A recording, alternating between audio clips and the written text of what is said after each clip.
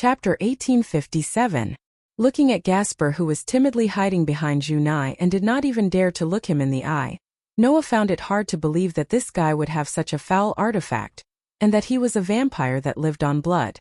Was this the so-called "you can't judge a book by its cover"? However, how did Gasper use the bishop's pawn to successfully reincarnate into a demon? After thinking about it, Noah could only think of a special situation. Could it be that this child did not use an ordinary demon pawn but a mutated pawn? A mutated pawn. As the name suggested, it was some mutated individuals among the demon pawns. They were no different from ordinary demon pawns, but there was only one difference. That was, even if the reincarnation target was extremely valuable, this value could be ignored, and a target that required multiple pawns to be reincarnated could be solved with only one. This kind of rare pawn was not uncommon.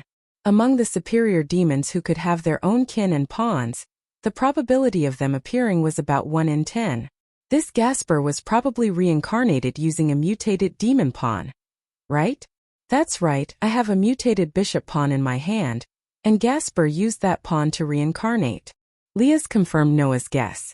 Gasper is indeed very talented, but his only flaw is that he is very timid and dangerous.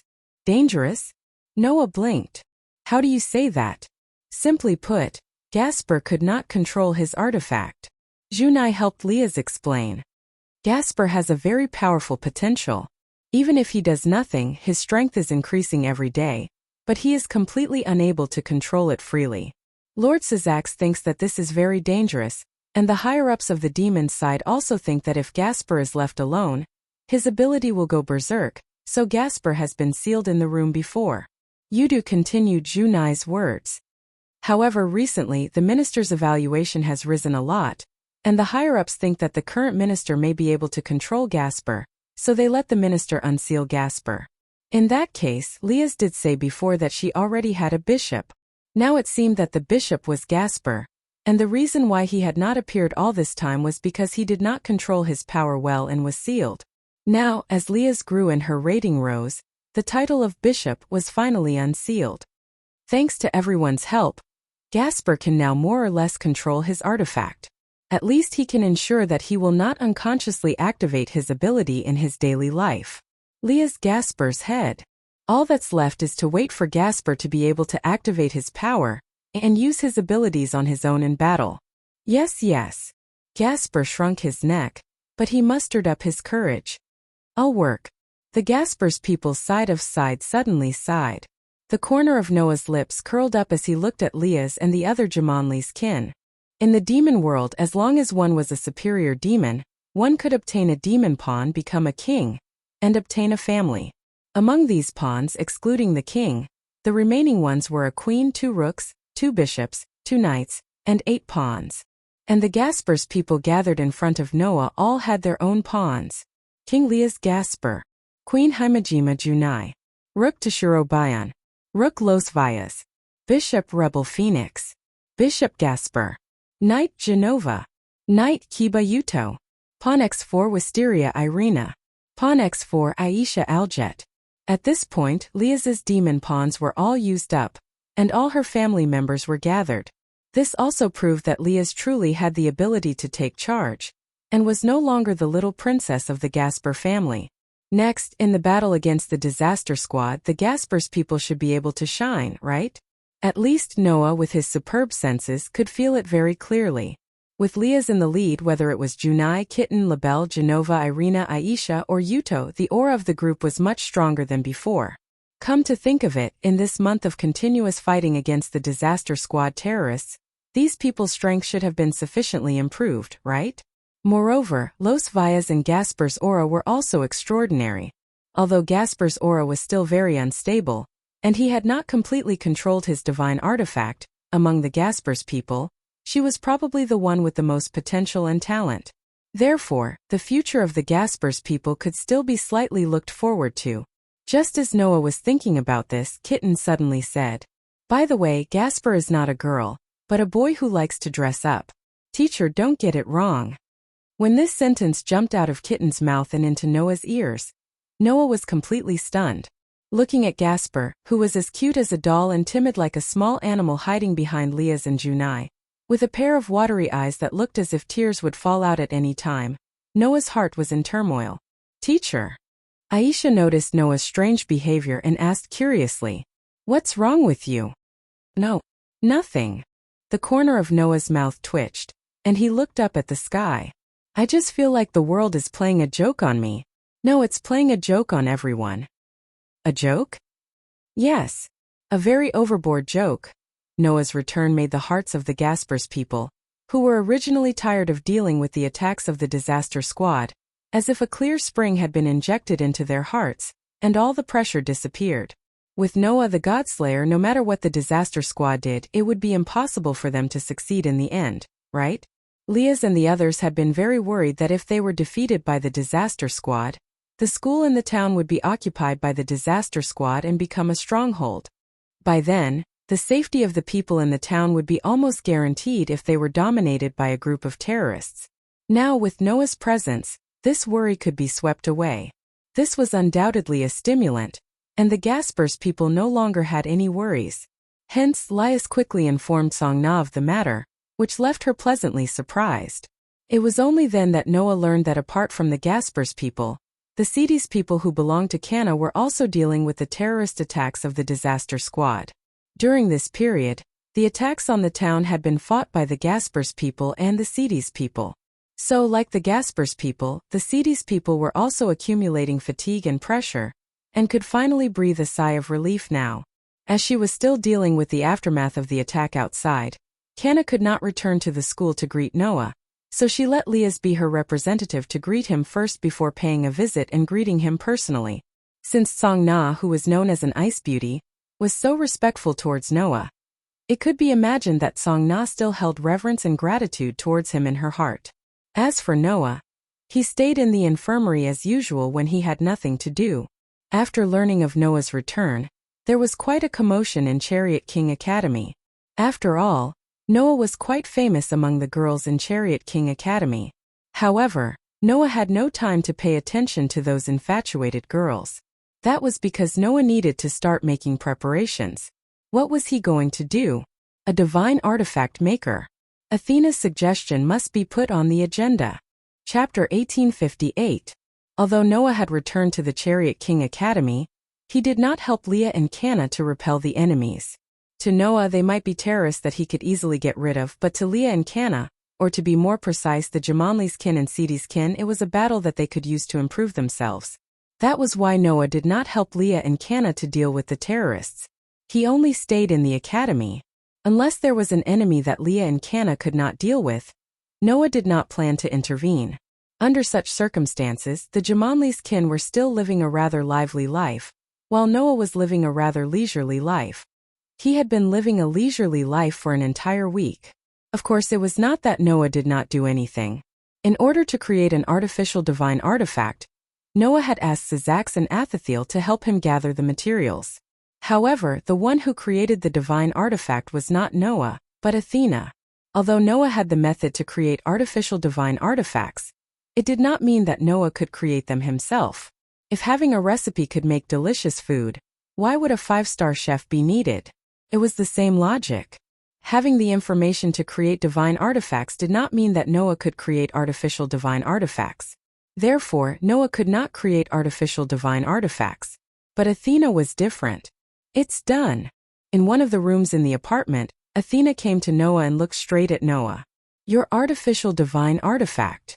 Upon hearing that, Noah looked at Athena's hand almost immediately. He took a closer look and saw that there was an artifact lying on top of Athena's hand. It was a gauntlet that was crimson in color and covered in red scales. It looked extremely ferocious and looked like a dragon's claw. Noah did not need time to recognize the familiar gauntlet. It was the Red Dragon Emperor's boosted gear. However, compared to the real Red Dragon Emperor's boosted gear, this ferocious crimson gauntlet was just an outer appearance. Because there was no shining jade on the back of the gauntlet. Looking at the crimson gauntlet that lacked jade, Noah muttered to Athena, "This is the artificial divine artifact you created?" Sacred gear. It was created by the God of the Bible to possess a special power that was out of the norm. Although most of them appeared in the form of an artifact, They were actually a special ability that only manifested in the form of an artifact. Among the numerous divine artifacts, there were only 13 divine artifacts that stood at the very top and possessed the ability to threaten even gods and demon kings. That was what people called the 13 types of the divine artifacts. Longinus, of the highest level of the divine artifacts, and the Red Dragon Emperor's boosted gear was one of them. The divine artifacts left behind by the God of the Bible were truly incredible. At least, among so many mythological systems, only the God of the Bible had successfully created a divine artifact that allowed humans to obtain extraordinary power. Even individuals with Longinus could obtain the possibility of killing gods. This incredible power could not be replicated by any god. Including those who were at the top of the world, they were the same. However, after years of research, Asashel figured out a way to create divine artifacts. That was artificial divine artifacts. It was a pity that most of the artifacts made by Asashel were useless trash. Even if there was any power, it was just some insignificant ability. There were very few artificial divine artifacts that could be used in battle. In this situation where even ordinary divine artifacts were difficult to create, it was simply a joke to create an artificial divine artifact like Longinus. However, Athena managed to do it. There's nothing to be surprised about. Athena's expression was unremarkable. Although the divine artifacts in this world can only be created by the God of the Bible, in my original world, most of the divine artifacts used by the gods were created by the gods themselves. I'm not the god of invention, nor the god of creation, nor the god of forging, but I'm still the goddess of wisdom. Athena's pair of coquettish snake eyes revealed the unique pride and confidence of a god. Since there's already the method to create artificial divine artifacts here, and I'm an elf, I've transformed into an elf device similar to a divine artifact more than once. Combined with your experience and memory of using the weapon refinement method to create this gauntlet, it's still possible to recreate its form. Of course, this is just a form without any power. Athena looked at Noah. However, as long as you embed the Red Sky Dragon's Dragon Jade in this gauntlet, then this gauntlet will be able to recreate the power of the Sky Dragon's soul. In other words, without Drake's soul, this gauntlet would just be a model. However, once it was embedded with Drake's soul, this gauntlet would be instantly activated and become a divine artifact that had disappeared the Red Dragon Emperor's boosted gear. By then, Noah would be able to obtain the power of the Red Dragon Emperor once again. Although this gauntlet would be useless without Drake's soul, it was already shocking enough for Athena to be able to recreate the power of Drake's soul. Of course, this is still an artificial divine artifact after all. Even with the Sky Dragon's soul as the material, as long as it's created, it will still have a lot of limitations compared to a real divine artifact. Athena smiled happily. However, I already knew this before I started creating it, so I just directed its limitations in a direction that can be controlled. It was like making a wooden barrel, but there would definitely be a plank that was shorter than the rest. Athena's method was that since there had to be a shortcoming, then she would decide where to pin it. I will infinitely increase the consumption of energy when using this artificial divine artifact. Through this method, I will determine its limitations and increase its performance to the same level as a real divine artifact. Athena's eyes flashed with wisdom. If someone else were to use this artificial divine artifact, even if that person was a god, they would only be able to use it once before collapsing and dying instantly. However, for you who has the third perpetual motion machine and unlimited stamina and magic power, no matter how much energy you consume, it won't affect you at all. For others, this is a useless piece of trash, but for you it is a divine artifact that is no different from a real divine artifact. Athena handed the gauntlet to Noah. Believe me, it will definitely be of help to you. After saying that, Athena turned into a beam of light particles and turned into a small platinum sword. Then she disappeared from the spot. Noah gripped the small platinum sword that suddenly appeared in his hand and smiled bitterly as he spoke softly. "Thank you, Athena." After saying this, Noah kept the platinum sword in his bestowment card and looked at the gauntlet in his hand. Noah didn't feel any energy from the gauntlet. Athena was right, the gauntlet was just a model. Noah flipped his hand and took out a piece of dragon jade. "You should have heard what I said just now, right?" Noah said. "Is this okay, Drager? It's better than sleeping in this piece of dragon jade, right?" Draeger's deep voice came from the flickering dragon jade. It depends on whether you are willing to fight with me again, partner. Hearing this, Noah smiled. Do I have any reason to refuse? After saying this, Noah embedded the dragon jade with Draeger's soul into the groove on the back of the gauntlet. Kacha. With a crisp sound, the dragon jade was perfectly embedded into the groove and was firmly fixed in place in an instant. Clank! A blinding light bloomed from the red gauntlet. Chapter 1859. Clank! Under the dazzling crimson light, Noah's arm covered by the crimson light began to deform. The light gathered on Noah's arm and finally converged into a rather ferocious shape. When the red light dissipated, a ferocious crimson gauntlet appeared on Noah's arm. Wong! As the gauntlet trembled slightly, the dragon jade on the back of his hand also flickered. Boost! The sound effect with Draeger's voice sounded from the dragon jade. In the next second, Noah clearly felt a familiar power flowing through his body. Under the influence of that power, Noah's strength suddenly soared, and it doubled in an instant. Feeling the familiar power, Noah slowly raised the corner of his mouth and looked at the dragon jade in the gauntlet. Draeger, how do you feel? I don't feel any discomfort. Draeger's voice revealed a hint of joy. No, I feel more comfortable and carefree than before. It's really incredible. In the past, Draeger was sealed in the artifact and his power was forcibly extracted to become a tool for the owner to use. Now, although Draeger could only live in the jade, he was no longer in the form of being sealed. His degree of freedom had increased a lot, and he naturally felt more comfortable and carefree. Really? Noah said with some surprise. I thought you would feel a little uncomfortable being forcibly extracted from the depths of your soul. But it's different from before. I'm just a pure soul now and the soul doesn't have any power. Therefore, the feeling of the power bursting out from the depths of my soul and being extracted is actually not uncomfortable. Instead, it makes me feel physically and mentally comfortable. Draeger seemed to be experiencing the current feeling. Compared to before, it's really much more comfortable. Is that so? Noah nodded thoughtfully. Then how is the function of the artifact compared to before? Because the memories engraved in the depths of my soul are extracted and turned into power, there isn't much difference in terms of ability and performance compared to before. Draeger said. No, because there are no messy restrictions, the power I can unleash is even stronger. The only problem is that the consumption is too shocking. With this level of consumption, let alone an ordinary human, even a god or a demon king might collapse after using it. In this way, it's impossible for anyone other than you to use me. Just like Draeger said, the consumption of the booster gear was too shocking. Even if he didn't do anything, Noah could still feel his physical strength and magic power constantly depleting just by conjuring the artifact like this. If he were to use the power of the artifact, he would only need to double the power once, and even a god or a demon king would fall instantly. Therefore, other than Noah, no one else would be able to use the Red Dragon Emperor's boosted gear. However, just like what Athena said, for Noah, who had unlimited stamina and magic power, this artifact was no different from the real Red Dragon Emperor's boosted gear. No. According to Drake, because it was a man-made artifact, it did not need to be affected by the messy restrictions left behind by the artifact system of the Heaven Realm.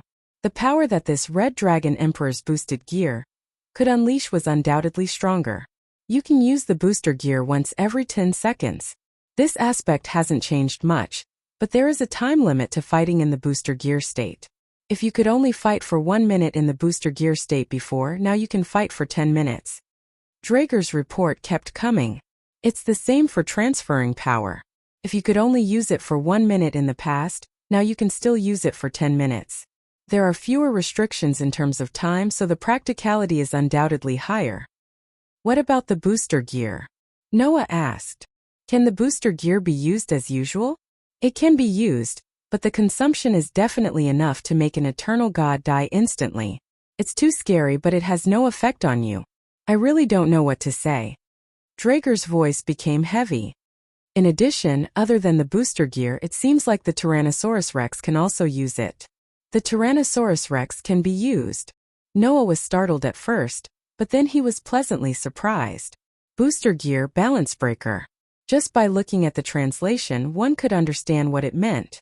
After all, the so-called balance breaker booster gear originally had the meaning of balance breaker, destroyer of balance. Only when the owner's thoughts and desires were strong enough to reverse the flow of the world, the artifact could reach this realm. That was the ultimate realm of the artifact. In other words, the highest realm of the artifact was the booster gear. However, in some of the artifacts there was a power that was even stronger than the booster gear. That was the Tyrannosaurus Rex. Only the artifact that sealed a monster could have a power that was stronger than the booster gear. Generally speaking, the artifact that sealed a monster would have a strong seal on it. This was because if it wasn't sealed, the artifact's power would be too strong, and it would bring an unimaginable burden to the owner, leading to the owner's death. The so-called overlord was the ability to forcibly remove the seal temporarily and completely release the sealed monster's power. This kind of forcibly obtained power naturally had a great risk. Not only would it absorb the owner's life if it couldn't be controlled, it would also cause the owner to go berserk, and it would only stop when the owner died. The Red Dragon Emperor's boosted gear was one such artifact. Therefore, the Red Dragon Emperor, one of the two Sky Dragons, could also use the Overlord. Because the monster sealed within was a Sky Dragon, the Red Dragon Emperor's boosted gear's tyrant could be called that. Juggernaut Drive. As long as it was used, it would be able to obtain a power that could even destroy gods and demon kings for a short period of time. Now that I no longer have the seal left by the God of the Bible, the power engraved in the depths of my soul can be reproduced by the artifact. Naturally, the Tyrannosaurus can also use it. However, the Tyrannosaurus is still a cursed power. Let's not talk about the consumption, but it won't affect you. However, the Tyrannosaurus will also take the user's life, and even cause the user to go berserk. I don't recommend you to use it. In the past, you seem to have mentioned that your physique is immune to all side effects. Even the Tyrannosaurus can't affect you. Delag advised. However, even if you can avoid the life-taking side effects, the Tyrannosaurus can still cause the user to go berserk. It's best that you don't use it. Even if you want to use it, it's best that you find a way to prevent yourself from going berserk. Otherwise, you'll be in big trouble. Hearing Delag's advice, Noah nodded heavily. Although the Tyrannosaurus power was very strong, and Noah's physique was also immune to most of the Tyrannosaurus side effects, as long as the side effects weren't completely eliminated, there was still a risk. Just like what Delag said, it was best to explore it for the time being. Also, there's a piece of good news.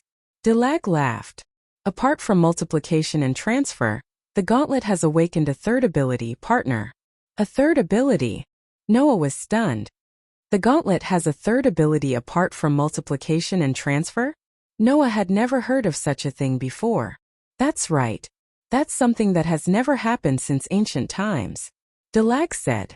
When the two heavenly dragons were sealed into the divine artifact by the God of the Bible, their abilities were split into several parts. Only multiplication and transfer can be used. The white part can only use multiplication and transfer. However, right now, I'm just a spirit body. I don't have any power to begin with. The power I'm displaying now is all reproduced by the artifact. Delag smiled. Therefore, even the third ability from when you were alive has been reproduced. This was indeed a rare piece of good news. What kind of ability was it? Noah began to look forward to it. Chapter 1860. Time passed quietly as Noah figured out the power of the new gauntlet. When it was almost time for class, Noah came out of his apartment and walked in the direction of Chariot King Academy. Originally, Isha and Kitten lived with Noah. Before she was reincarnated as a demon, she had nowhere else to go. So she joined Noah and became Noah's family. Kitten, on the other hand, was arranged by Leah to keep an eye on Noah before Noah was trusted by her. After Leah and the others returned from the underworld, Isha and Kitten stayed with Leah and Junai at Leah's invitation. After all, Noah had not returned at that time, and the Calamity Squad had been attacking. Leah could not be at ease letting Isha and Kitten live alone in the apartment. So the next day, Isha and Kitten stayed with Leah and Junai under Leah's hospitality. Later, in order to be able to deal with the Calamity Squad's attacks at any time, Leah bought a mansion and let all the girls of the Jamanli family live together. As for Yudu and Gasper, because they were men, they also lived together in a house next to Leah and the others. After Noah returned, Isha and Kitten wanted to continue living with Noah. Unfortunately, the Calamity Squad was still as annoying as before. They attacked almost every day, and the Jumanli family were busy fighting every day. Under such circumstances, in order to save time, Isha and the kitten were left behind by Leah and the others. They did not move back to Noah's apartment. Isha was very reluctant to do so, and even Kitten seemed to be a little reluctant. In the end, the two girls had no choice but to continue living with the girls of the Jumanli family. Naturally, Noah did not object. It was not that Noah hated living with Isha and Kitten, but his apartment was just an ordinary room to begin with. It was a little difficult for 3 people to live in it. In the past, he had always slept on the floor. Moreover, living with friends of the same age would undoubtedly be happier, right? When Noah said this, Isha was in tears and even Kitten glared at Noah fiercely. It's not like that. Isha. Teacher is really an idiot. Kitten. These were the words that Isha and Kitten left for Noah. In any case, Noah had finally returned to a life where he could sleep in a bed. Although he had slept in all kinds of harsh environments when he was cultivating in the mountains and forests, no one would choose to sleep on the floor when there was a comfortable bed to sleep in. Moreover, living with a cute girl is also a test for me. Walking on the sidewalk on the side of the street, Noah sighed. At this moment, there was a commotion in front. Noah was slightly taken aback, and he immediately raised his head to look in front of him. He saw that there was a group of students who were preparing to go to the academy like Noah. They were all wearing the uniforms of the Jumanli Academy, and they were all gathered together and chatting with one another. Upon closer inspection, he saw that there was a petite and cute girl standing in the middle of the crowd. It was a very petite girl with waist-length straight black hair. She wore a black dress that revealed her slender limbs. She looked very cute and looked to be about 11 or 12 years old. What a cute girl. What's your name? Did you get lost from your mother? Did you lose your way? Where do you live? Can we take you back? Due to the girl's adorable appearance, the female students of the Jumanli Academy seemed to have developed feelings of affection for her, and they all gathered around her to talk to her. However, looking at the petite girl, Noah's eyes suddenly narrowed. At the same time, the petite girl in the crowd seemed to have noticed Noah, and she turned her head to look in Noah's direction. Immediately after, the young girl's eyes never left Noah's direction. She pointed at Noah, and like a quiet moonlit night, she spat out words that were pleasing to the ear but did not contain the slightest trace of emotion. I found you, Drager. The Drager the girl was referring to was Noah. There was only one person who used this name to call Noah. The #1 powerhouse in the world, the infinite dragon god known as the strongest existence Orpheus. Yes, the petite girl was Orpheus. As the leader of the disaster squad, and also known as the strongest existence, Orpheus appeared openly on the crowded street, surrounded by a group of extremely ordinary female students, and treated like a little girl. Orpheus's action made all the girls in Full King Academy turn to look at Noah. Teacher. Teacher Noah. It's really Teacher Noah.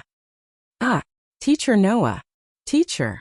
The group of infatuated female students immediately screamed like fans who had seen their idol.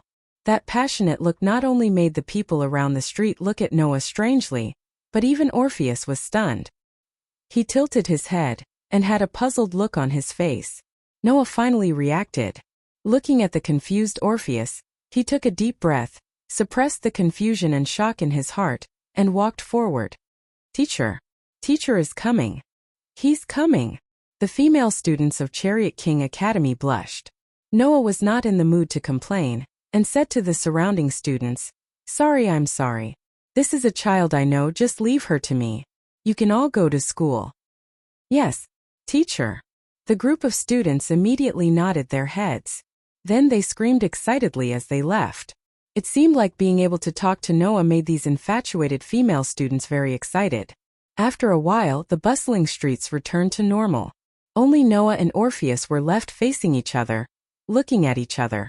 After a while, Noah asked the question that he wanted to ask the most. Why are you here? To look for you. Orpheus did not hide anything, and said in her usual emotionless tone. I sensed your aura. So I came to look for you.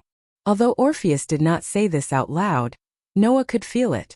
Perhaps it was because of the completion of the Red Dragon Emperor's boosted gear, that the dragon's aura leaked out slightly. Orpheus must have sensed that aura, so she came over, right? Then why are you looking for me? Noah stared at Orpheus. Do you want to take me away by force like last time? No. Orpheus shook her head. Orpheus shook his head. Although his tone was calm and monotonous, it gave off an unfathomable vibe. I don't know why, but I don't have the urge to take you away now. That was, of course. Previously, the reason why Orpheus wanted to take Noah away by force was because the world fragment was lodged in her body. The strong feeling of wanting to be taken back by Noah affected Orpheus' subconscious, causing Orpheus to be obsessed with Noah. That was why she did that. Now that the world fragment had been taken back by Noah, Orpheus naturally would not have that kind of impulse. But, I'm very curious about you. Orpheus stared straight at Noah and said, other than it, there's actually a dragon that can threaten me. I'm very curious about this. The it that Orpheus mentioned referred to the existence that was not in this world, or even belonged to this world that was mentioned earlier. Other than that existence, there was no other individual stronger than Orpheus. And that existence was also a dragon. For Orpheus, only that dragon could be a match for her. She probably did not care about the rest. However, Noah destroyed Orpheus' idea. There's nothing strange about it, right? A voice suddenly sounded from the side. If it were me, I would also be interested in the existence that is stronger than me. This is the so-called dragon, right? Along with such a voice, a silver-haired man slowly walked out from an alley next to them. His eyes were fixed directly on Noah, and the corners of the man's mouth curled up slightly. Long time no see, Noah Doria. You're here too. Noah was not surprised at the other party's appearance at all, and his gaze turned to him. Wali Lucifer. The person who came was Wali, who possessed the power of the White Dragon Emperor and Lucifer at the same time. Chapter 1861. Previously, Syzax had already told Asashel that there was a group of teammates gathered around Wali. Moreover, Orpheus was also currently acting with Wali. In that case, even Orpheus had appeared, so it wasn't surprising that Wali was around. Not only Wali, but Noah also felt that there were more or less restless auras around him. Each of those auras was very powerful. They were at least much stronger than the superior demons, and each of them had to be at the level of the most superior demons. As for the number, there were about 4 or 5. There were actually 4 or 5 of them who were at least at the level of the most superior demons. Coupled with Wali, if these guys launched an attack on this town, even if the Jamanlis and Sidi's families attacked together, it would be absolutely impossible for them to win. Not to mention, there was also the almost invincible existence of Orpheus here. Sensing the restless auras, Noah glanced at Wali and said calmly, "Don't worry, Wali, I'm not going to let you go, Wali. You're quite well prepared. Have you found the traces of my teammates?" Wali shrugged. "I knew I couldn't hide it from you, but don't worry, we won't make a scene on the street. My teammates aren't that interested either. They just came with me and Orpheus to see what the Crimson Dragon Emperor, who can even rival the Dragon God, looks like." "Can even rival the Dragon God?" Noah asked with a spurious smile. "Undoubtedly, I lost miserably the last time, and I believe you can also see that the power I displayed at that time had a time limit. Can I take it that you're mocking me for saying that? At least, you did achieve a certain level of strength that is comparable to Orpheus. This is an indisputable fact. Otherwise, Orpheus wouldn't be curious about you." Wali looked at Noah with a burning gaze. "Besides, I heard that after that, you went through special training again and only returned to the human world not long ago. Now you should be stronger, right? What's wrong?" Noah didn't answer the question. "You want to challenge me again? I just wanted to tell you that you're not the only one who's improving. In order to catch up with you, I've also given it my all during this period of time. I believe that you'll be shocked sooner or later." Varley turned his gaze to Orpheus. "I'm only here to accompany Orpheus today. Unless you want to fight, I won't do anything. Your words sound better than your song." Noah curled his lips. "Undoubtedly, the cluster of disasters has been attacking this town all this time, hasn't it?" "We didn't do it," Wali said straightforwardly. "That's what the hero faction did." Hero faction? Noah's heart stirred. After this period of confrontation, the demons, angels, and fallen angels had more or less grasped some information about the disaster. It was said that there were many factions in the group of disasters. After all, dangerous members of various forces gathered in the group of disasters. Not only were there demons, angels, and fallen angels, but there were also terrorists from humans and other mythical forces. Although Orpheus existed as the leader on the surface, this infinite dragon god seemed to have no interest in managing the organization at all. He only provided the members of the organization with snakes that could increase their strength. Other than that, he was not interested in anything else. Therefore, in the group of disasters, the terrorists of every force gathered together, allowing the warlords of the kingdom of disasters to run rampant. Among them, there were two factions with the most power. One was the Old Demon King faction that believed in the 4 demon kings who died in the ancient war together with the God of the Bible. However, the leaders of the Old Demon King faction, who inherited the bloodlines of the Old Demon Kings Beelzebub, Leviathan, and Asmodeus, were all taken down because of a failed attack on the 3 forces during the last peace treaty. Only Varley, who inherited the bloodline of Lucifer, was left. Varley, on the other hand, had no interest in leading the demons of the Old Demon King faction to usurp the political power of the current demon realm, causing the Old Demon King faction to fall apart. Now, its power in the group of disasters was greatly reduced and was no longer considered strong. The other faction was the Hero faction.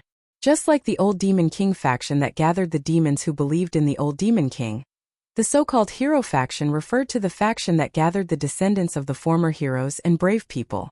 All the members gathered in this faction had the bloodline of humans, and almost every one of them had psionic abilities. Either they were humans with special physiques, or they were humans with special bloodlines, or they were humans who could use magic and magic, or they were humans who had divine artifacts. The internal members were all humans. The people of the Hero faction have an unusual obsession with the identity of humans, and are proud of their bloodline. There are 2 reasons why they attacked this town. Varley stretched out 2 fingers. One is to make the holder of the divine artifact reach the forbidden hand. Make the holder of the divine artifact reach the forbidden hand? Noah raised his eyebrows.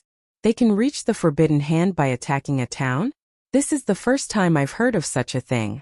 The forbidden hand was the ultimate mystery of the divine artifact. It could exert the power of the divine artifact to the limit, allowing the human's power to surpass the level of ordinary demons, angels, and fallen angels.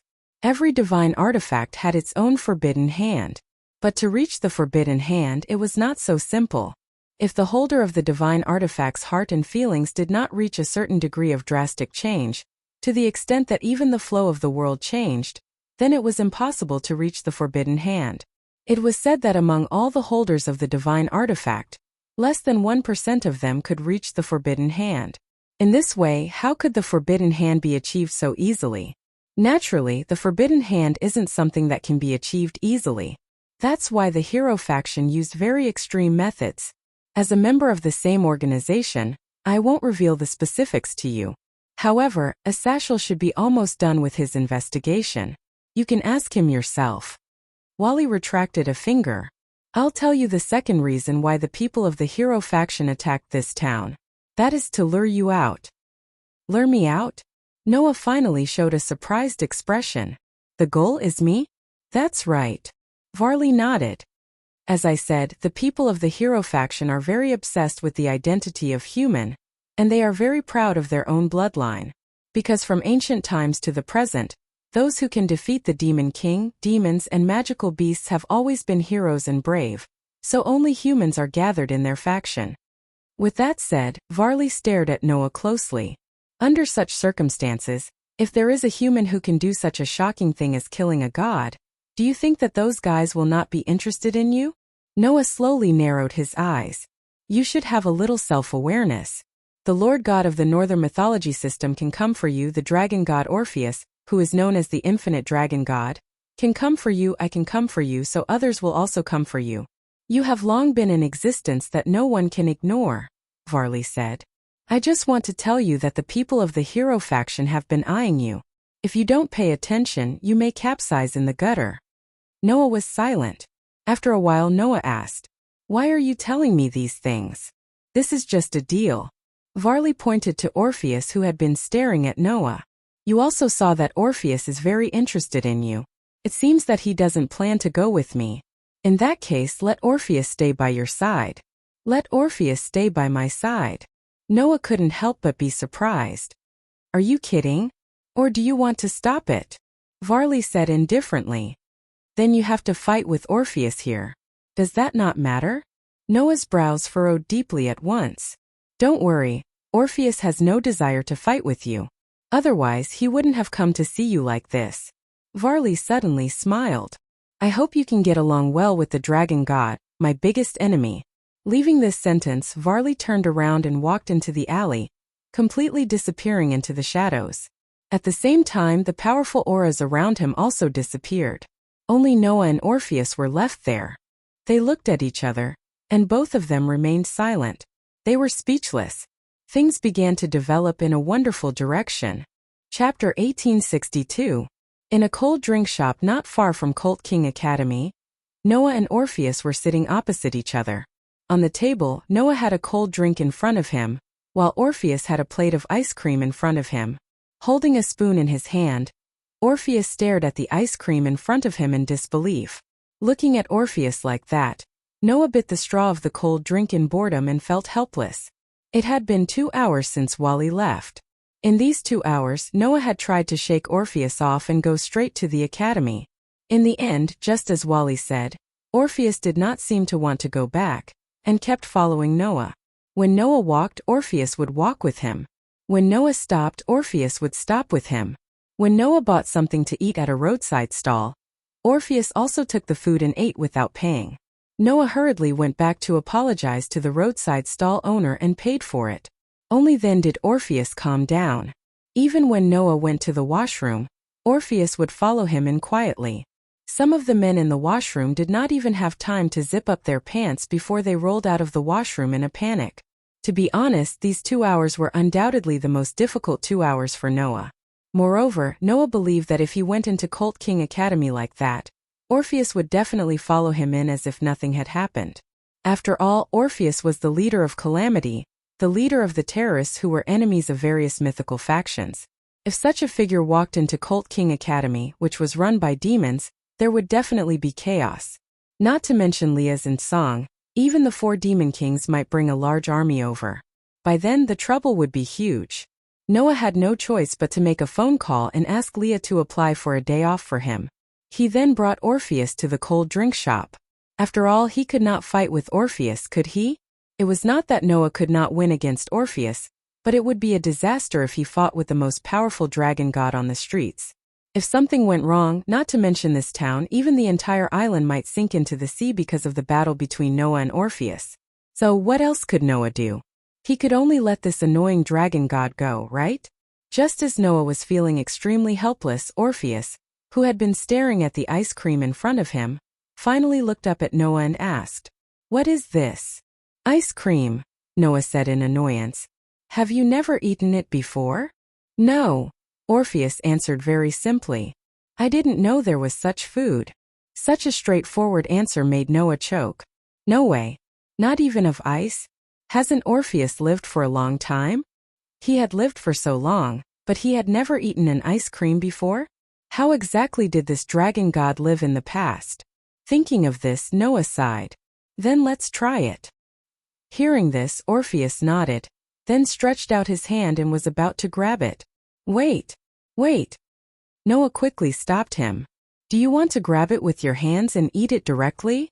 Orpheus was slightly stunned, then asked, "Can't I?" This question was very powerful. At least for a moment, Noah did not even know how to answer. Of course not. Noah could only say, not knowing whether to laugh or cry. If you can grab it with your hands, then what's the use of the spoon in your hand? Spoon?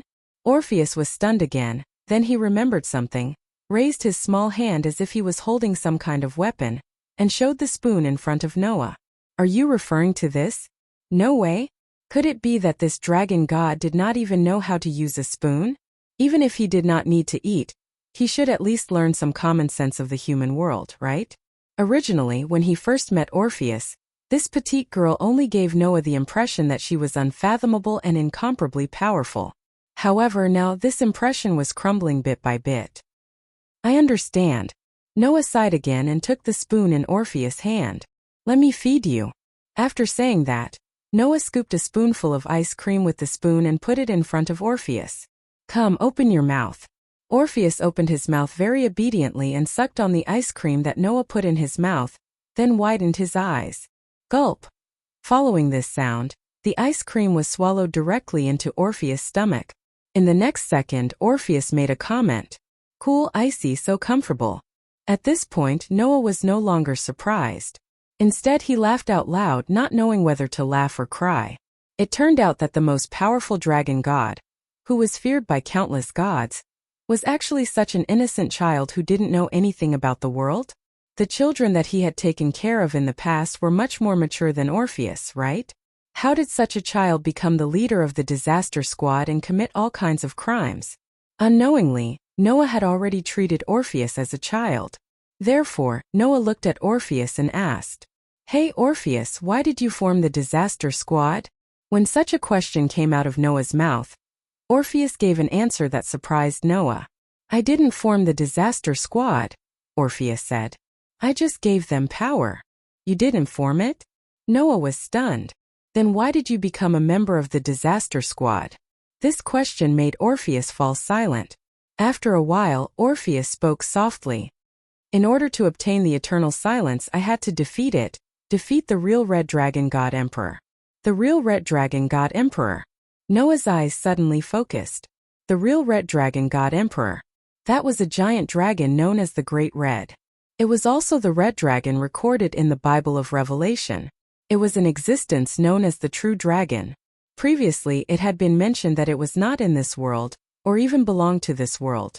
The only dragon that was of the same level as Orpheus or even stronger than Orpheus was it.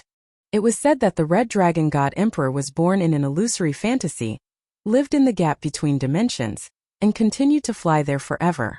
Therefore, it was not in this world or even belonged to this world. Even though many people knew that it was terrifyingly strong, no one was worried that it would pose a threat to this world. However, Orpheus' target was it. "I want to defeat it." Although Orpheus' expression was still emotionless, his tone had become extremely serious. "In order to return to the gap between dimensions, and take back the eternal silence that belongs to me." Hearing Orpheus' words, Noah could not help but recall the legend of the infinite dragon god. If the red dragon god emperor was an existence that was born from an illusory fantasy, then the infinite dragon god was an existence that was born from nothingness. Moreover, the place where the infinite dragon god was born was the gap between dimensions. That was where Orpheus originally lived. However, the red dragon god emperor had chased Orpheus out of the gap between dimensions, and he continued to fly there without stopping, forcibly occupying the place where Orpheus was born. Of course, the gap between dimensions did not belong to anyone. However, Orpheus wanted to return to the gap between dimensions, to return to the place where he was born. However, Orpheus' idea could be said to be extremely dangerous. There was no other reason. It was because it was widely believed that because the Great Red was in the gap between dimensions, the dimensional slits between worlds could be maintained in balance. If the Great Red was defeated, or if Orpheus took over the dimensional gap, then the world might undergo a major change. That change could be good, but it could also be an unimaginable disaster. Thus, until now, no one had the idea of going after the Great Red, allowing the Crimson Dragon God Emperor to maintain his transcendent status and fly freely in the dimensional gap. If Orpheus really wanted to defeat the Great Red, then the various mythological powers would definitely not sit back and do nothing.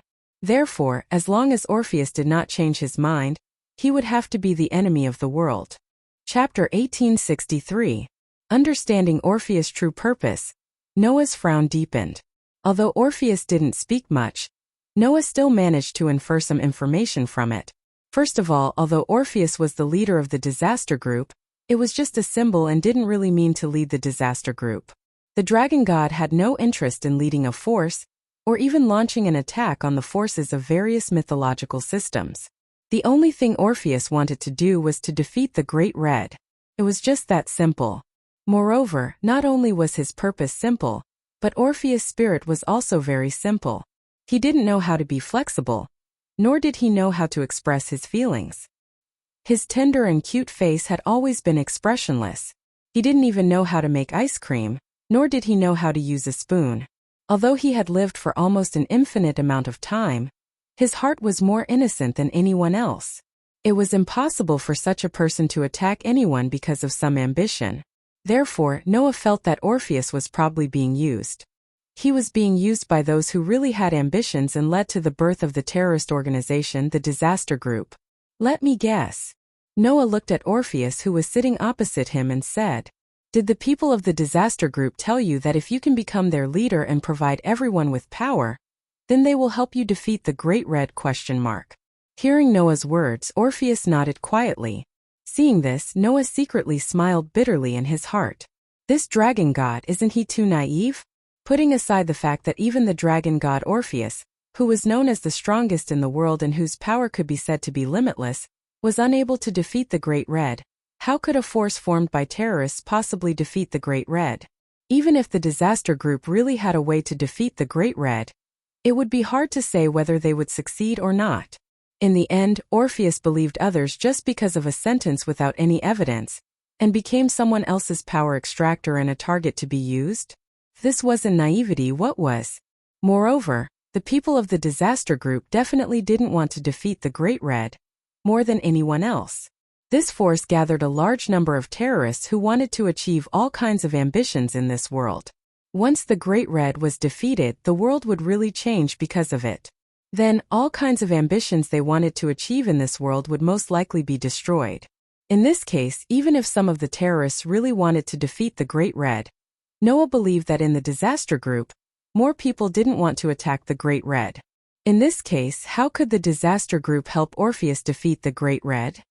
In other words, not only was he used, he was cheated. How could the Lord Dragon God be so easily used by others? He was clearly a dragon god who had lived for countless years, so how could he be so innocent and pure? Just as he thought, a voice to Noah as to God. "There's nothing to be surprised about, partner," Drager said in an understanding tone. "The more powerful, the purer. This is a dragon." Drager's words made Noah fall into silence. If he thought about it carefully, perhaps this was the reason. Undoubtedly, the Red Dragon Emperor had invincible power in this world, but it had never thought of coming out of the dimensional gap.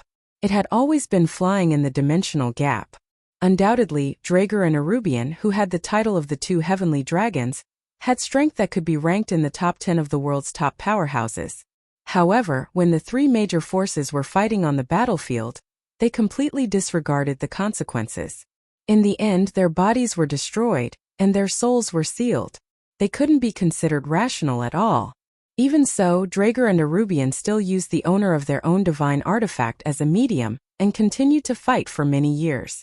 And the reason for the fight, Drager and Arubian had both forgotten. Whether it was the Red Dragon Emperor or the two heavenly dragons, in the eyes of humans, their behavior and actions were inconceivable and unreasonable. However, if one thought about it carefully, in fact their thoughts were very pure. The two heavenly dragons had forgotten the reason for the fight in the beginning, and now they continued to fight. The reason was probably just to determine a winner, and the resentment and grudges of the past no longer mattered. The reason why the Red Dragon Emperor only wanted to keep flying in the dimensional gap with invincible power was probably just like a person who liked to swim. He just wanted to swim there. In addition, Orpheus also had almost invincible power, but had never caused a decent dispute in the past. It was only in this era that he shocked the people of the major forces with his identity as a terrorist leader. In the end, he just wanted to go home. Wasn't this enough to prove Drager's words? The more powerful, the purer. This was a dragon.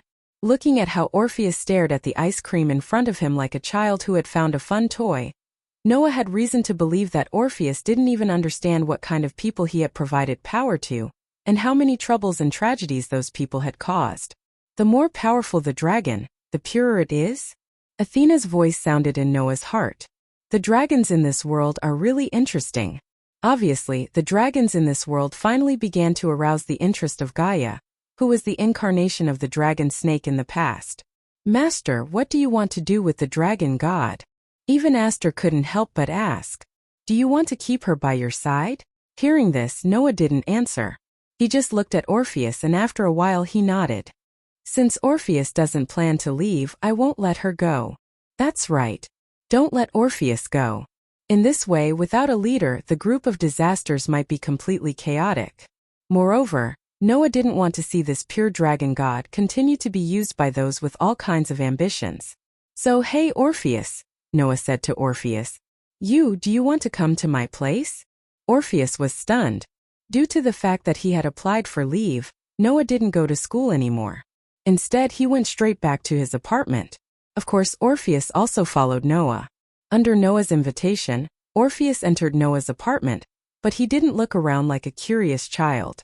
Instead, he quietly followed Noah like a clingy child. In Orpheus' hand there was an ice cream stick.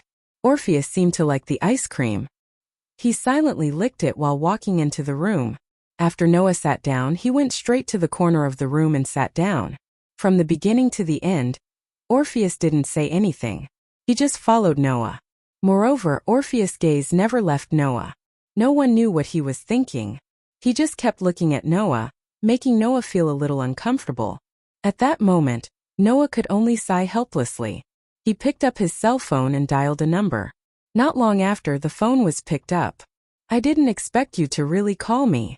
Athaziel's sloppy voice sounded from the other side of the phone. "The mobile phone that I modified can finally be put to good use." Because demons, angels, and fallen angels all used magic arrays to communicate with each other, it was very troublesome for Noah to contact others. After all, there had never been a cell phone that could call the underworld in heaven, right? In view of this, in order to facilitate communication, Athaziel modified Noah's cell phone so that Noah could call people he knew. As long as Noah called someone, a magic array for communication would pop up in front of the other party. It was very convenient. Under such circumstances, Noah only said one sentence to his cell phone: "Come over for a while. Orpheus is with me." As soon as he finished speaking on the other end of the cell phone, there was a crackling sound like someone had fallen hard. Chapter 1864. Clank. After Noah hung up the phone, a magic circle was drawn out of thin air in the corner of the room. It took shape at an extremely fast speed and emitted a blinding flash. In the next second, in the flash, Asashel's figure slowly appeared. As soon as he appeared, Asashel's gaze turned to Orpheus, who was sitting quietly in the corner. Looking at Orpheus, Asashel's eyes narrowed bit by bit as he spoke in a deep voice. "I didn't expect you to be here, Orpheus." "Asashel?" Orpheus seemed to have only just noticed Asashel's arrival. He raised his head slightly and spoke expressionlessly. "Long time no see." It seemed that Orpheus had interacted with Asashel in the past. Asashel obviously did not look like he was dealing with a stranger as he spoke directly. "Orpheus, the infinite dragon god, the strongest existence in the world. Why are you here?" "Nothing," Orpheus replied with a calm expression. "I just want to see why Drake is so powerful." "Drake?" Asashel was stunned at first, but then he understood and looked at Noah. "Orpheus is talking about you, right?" Noah smiled bitterly and shrugged, silently confirming Asashel's words. "He's different from the Red Dragon Emperor in the past." "He's very strong," Orpheus said seriously. "The Sky Dragon can't catch up to me, who is both a dragon god and an infinite dragon. The only dragon stronger than me is the Great Red. However, while he has the power of a dragon, he also has another very strong power." Orpheus looked at Noah. "I'm very curious about that power. If I can get it, I might be able to defeat the Great Red." In other words, Orpheus saw a new possibility in Noah and wanted to use this opportunity to observe Noah, so that he could obtain a new power to defeat the Great Red. It was only at this moment that Noah realized the reason why Orpheus had been following him. You, who claim to be limitless and possess the strongest power, actually want to obtain a new power. How laughable. Asashel's expression turned bitter. However, the governor of the fallen angels suddenly spread out 12 pitch-black wings, and gathered the power of light unique to angels and fallen angels in his hands. His arm flashed with light, and he faced Orpheus. "You're the leader of the terrorist forces.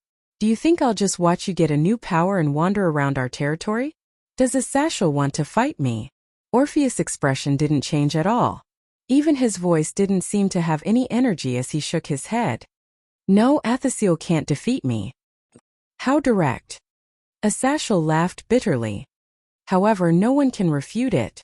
As the strongest force on the fallen angel's side, Asashal's strength was even above the Demon King level. Of course, this referred to the general Demon King. Just like the level of the gods in the box was at the top of the 5-digit range, but most of the famous gods were at the 4-digit range, and the natural gods were at the 3-digit range. Similarly, there were strong and weak Demon Kings. The general Demon King level was the same as the level of the gods in the box, which was at the top of the 5-digit range. Some of the powerful Demon Kings might break through the 5-digit range and reach the bottom of the 4-digit range. Sazaks and Achuka, who had violated the rules, were among the top 10 of the world's top experts. They were among the stronger ones among the top 4 figures and were not far away from the top 4 figures. In this way, people might not know the difference, but in the box, someone once gave a reference data of the existence of each class. According to the estimation in the box, the power gap between classes and the power gap between the same class was roughly as follows. Because the 7-digit range was the lowest level, even ordinary people without power were at this level. There was no comparison between the existence of power and the existence of no power, so there was no specific data for the 7-digit range. In the 7-digit range, if there was a certain degree of power, then it could break through to the 6-digit range. The power gap between the top of the 6-digit range and the bottom of the 6-digit range was 2 to 3 times. The power gap between the bottom of the 5-digit range and the top of the 6-digit range was 3 times. The power gap between the top of the 5-digit range and the bottom of the 5-digit range was 3 to 5 times. The power gap between the bottom of the 4-digit range and the top of the 5-digit range was 5 times. The power gap between the top of the 4-digit range and the bottom of the 4-digit range was 5 to 10 times. As for the power gap between the top of the 3-digit range and the top of the 4-digit range, there was no clear data for reference. Because in the 3-digit range, the spiritual level of every existence was basically equal, and the only one who broke the rules was the Halloween Queen. The difference between the 3-digit range and the 4-digit range was not only the difference in power, but also the difference in realm.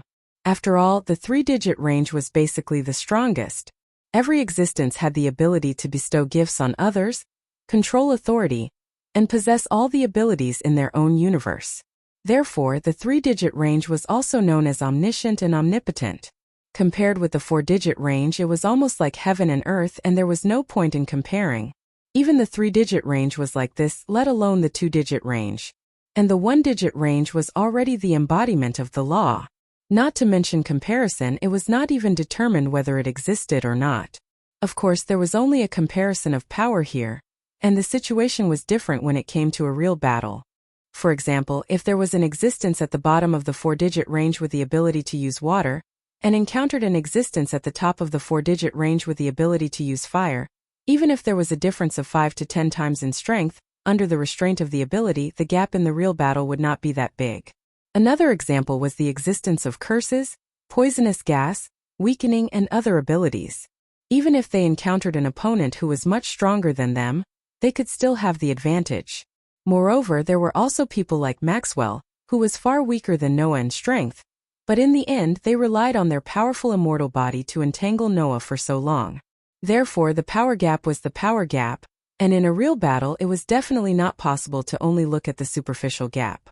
However, even so, it was absolutely impossible for Asashal to defeat Orpheus. With Asashal's strength, even if he was much stronger than the average Demon King, he was still much weaker than surpassers like Sazaks and Achuka. Orpheus, on the other hand, was a 3-digit range. The gap between the two was really too big. Asashal was naturally aware of this. Immediately, Asashal patted Noah's shoulder. Unfortunately, I'm not the only one here. With this kid, what will the result be? Orpheus seemed to have not expected Asashal to suddenly say this, and was momentarily stunned. After recovering from his shock, Orpheus turned his head, looked at Noah and asked, "Do you want to fight me?" "No," Noah said without hesitation. "It's too troublesome." "Oh." Orpheus nodded and looked at Asashal again. "You won't fight me, so you still can't beat me." "No way." Asashal moved closer to Noah with a frown. "Aren't you being too direct with your words?" In response, Noah simply said, "I didn't ask you to fight me. I didn't ask you to come here to fight. If I just wanted to fight, I alone would be enough. Why would I need a burden like you?" Asashal was speechless on the spot. Coincidentally, Orpheus even added another sentence. Is a satchel a burden? He's a burden, Noah said.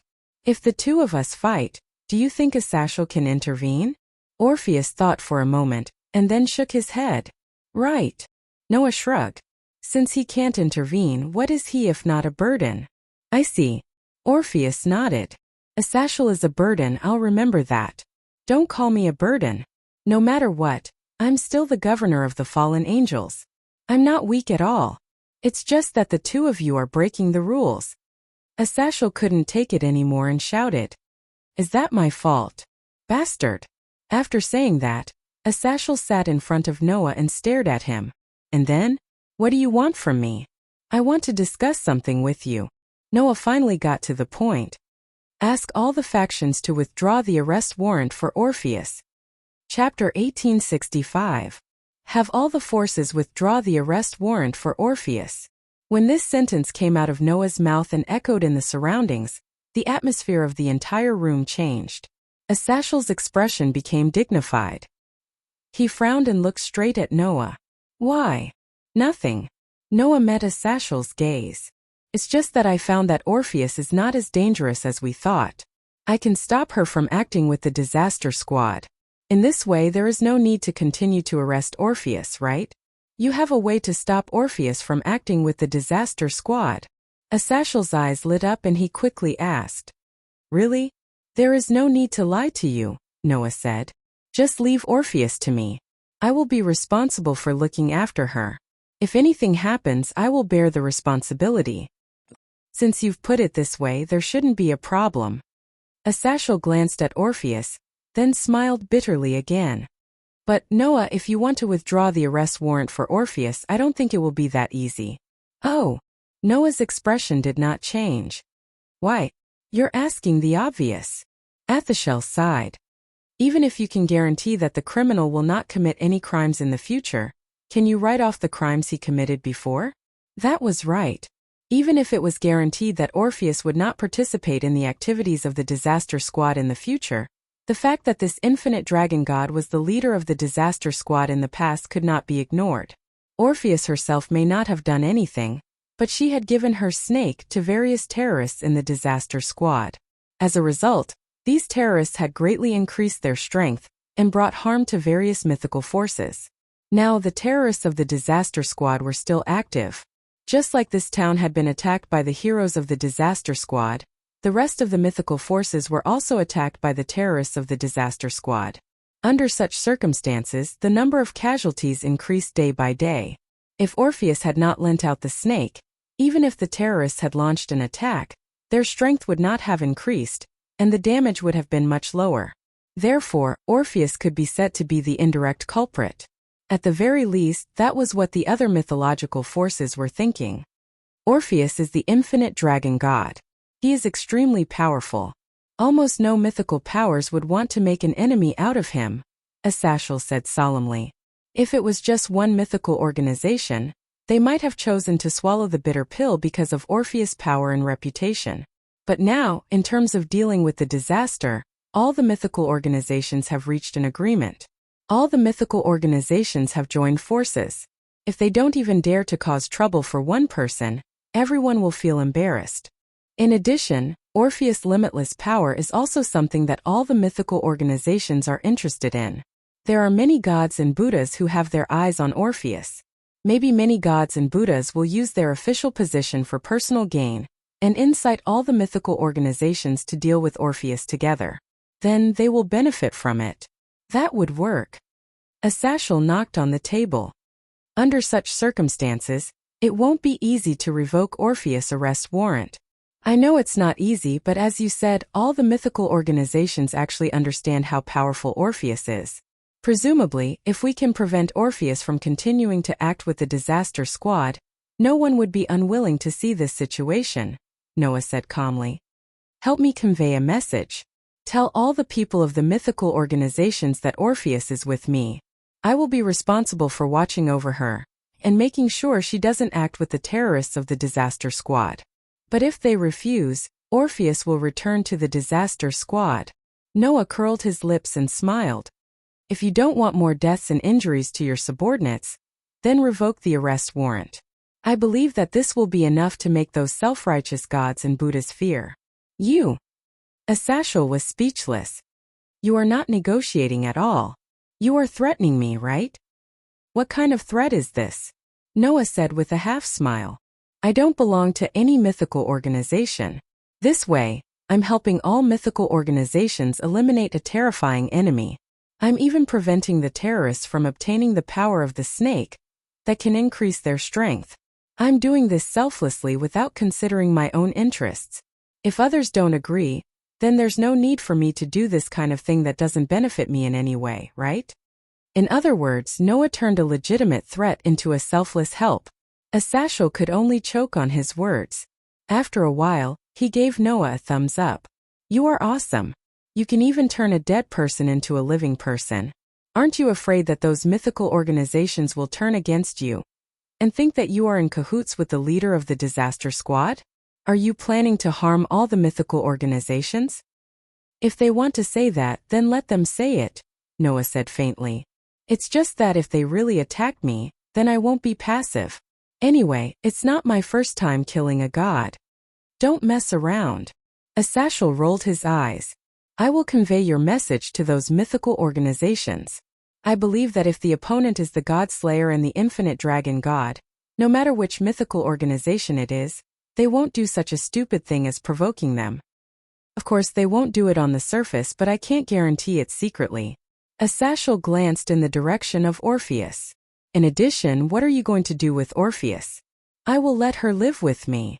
Noah also glanced at Orpheus. "You don't have to worry about it." "All right, since you have promised, I have no choice but to believe you." Asashel stood up.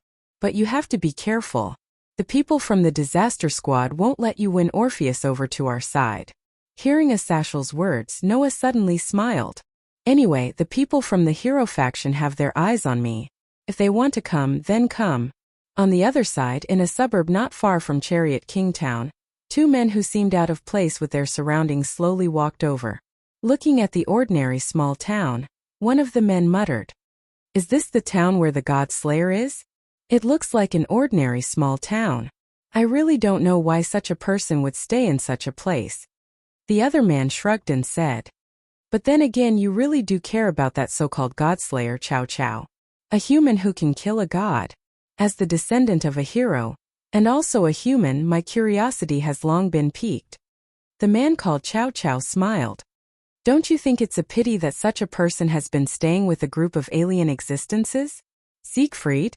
It is indeed a pity, but I don't think he would be as concerned as you."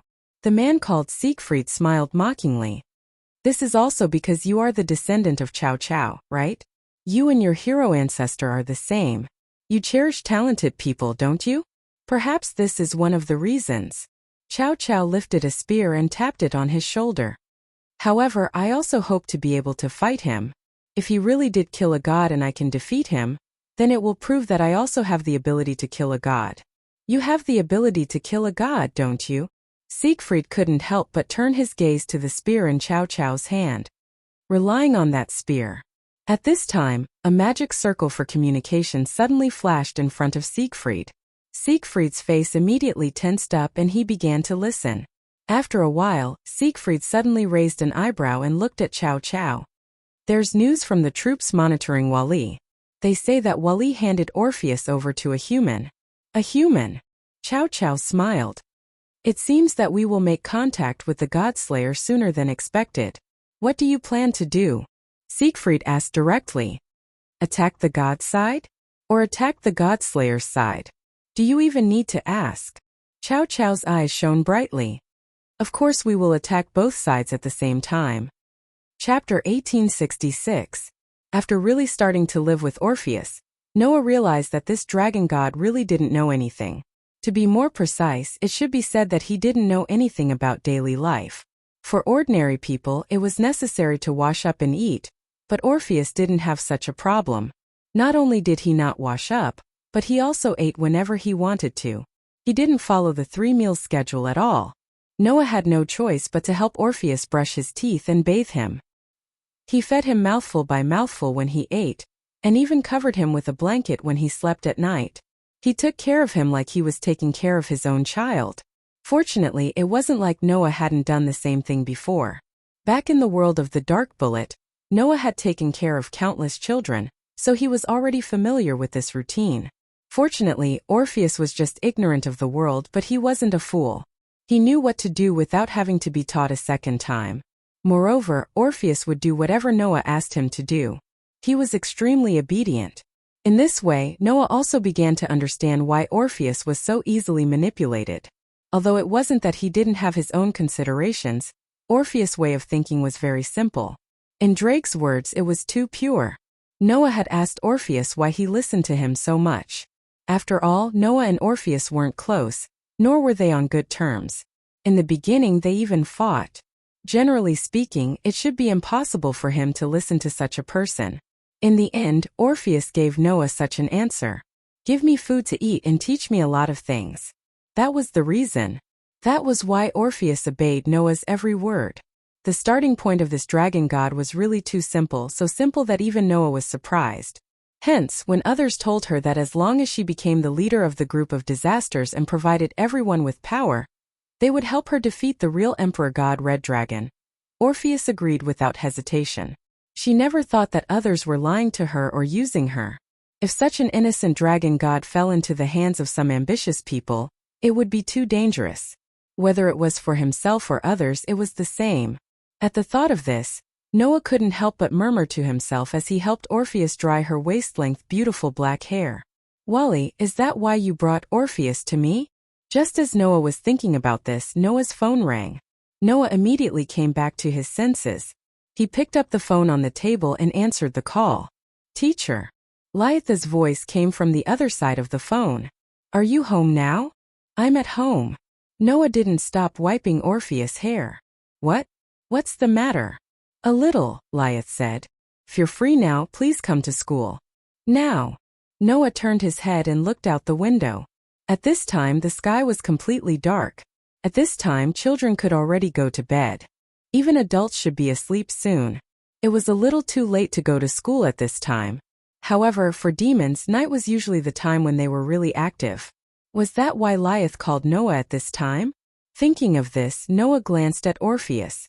After pondering for a while, he nodded. Got it. I'll go over now. Then I'll wait for you in the club office. Liath said and hung up the phone. Noah put away his phone. He wasn't in a hurry.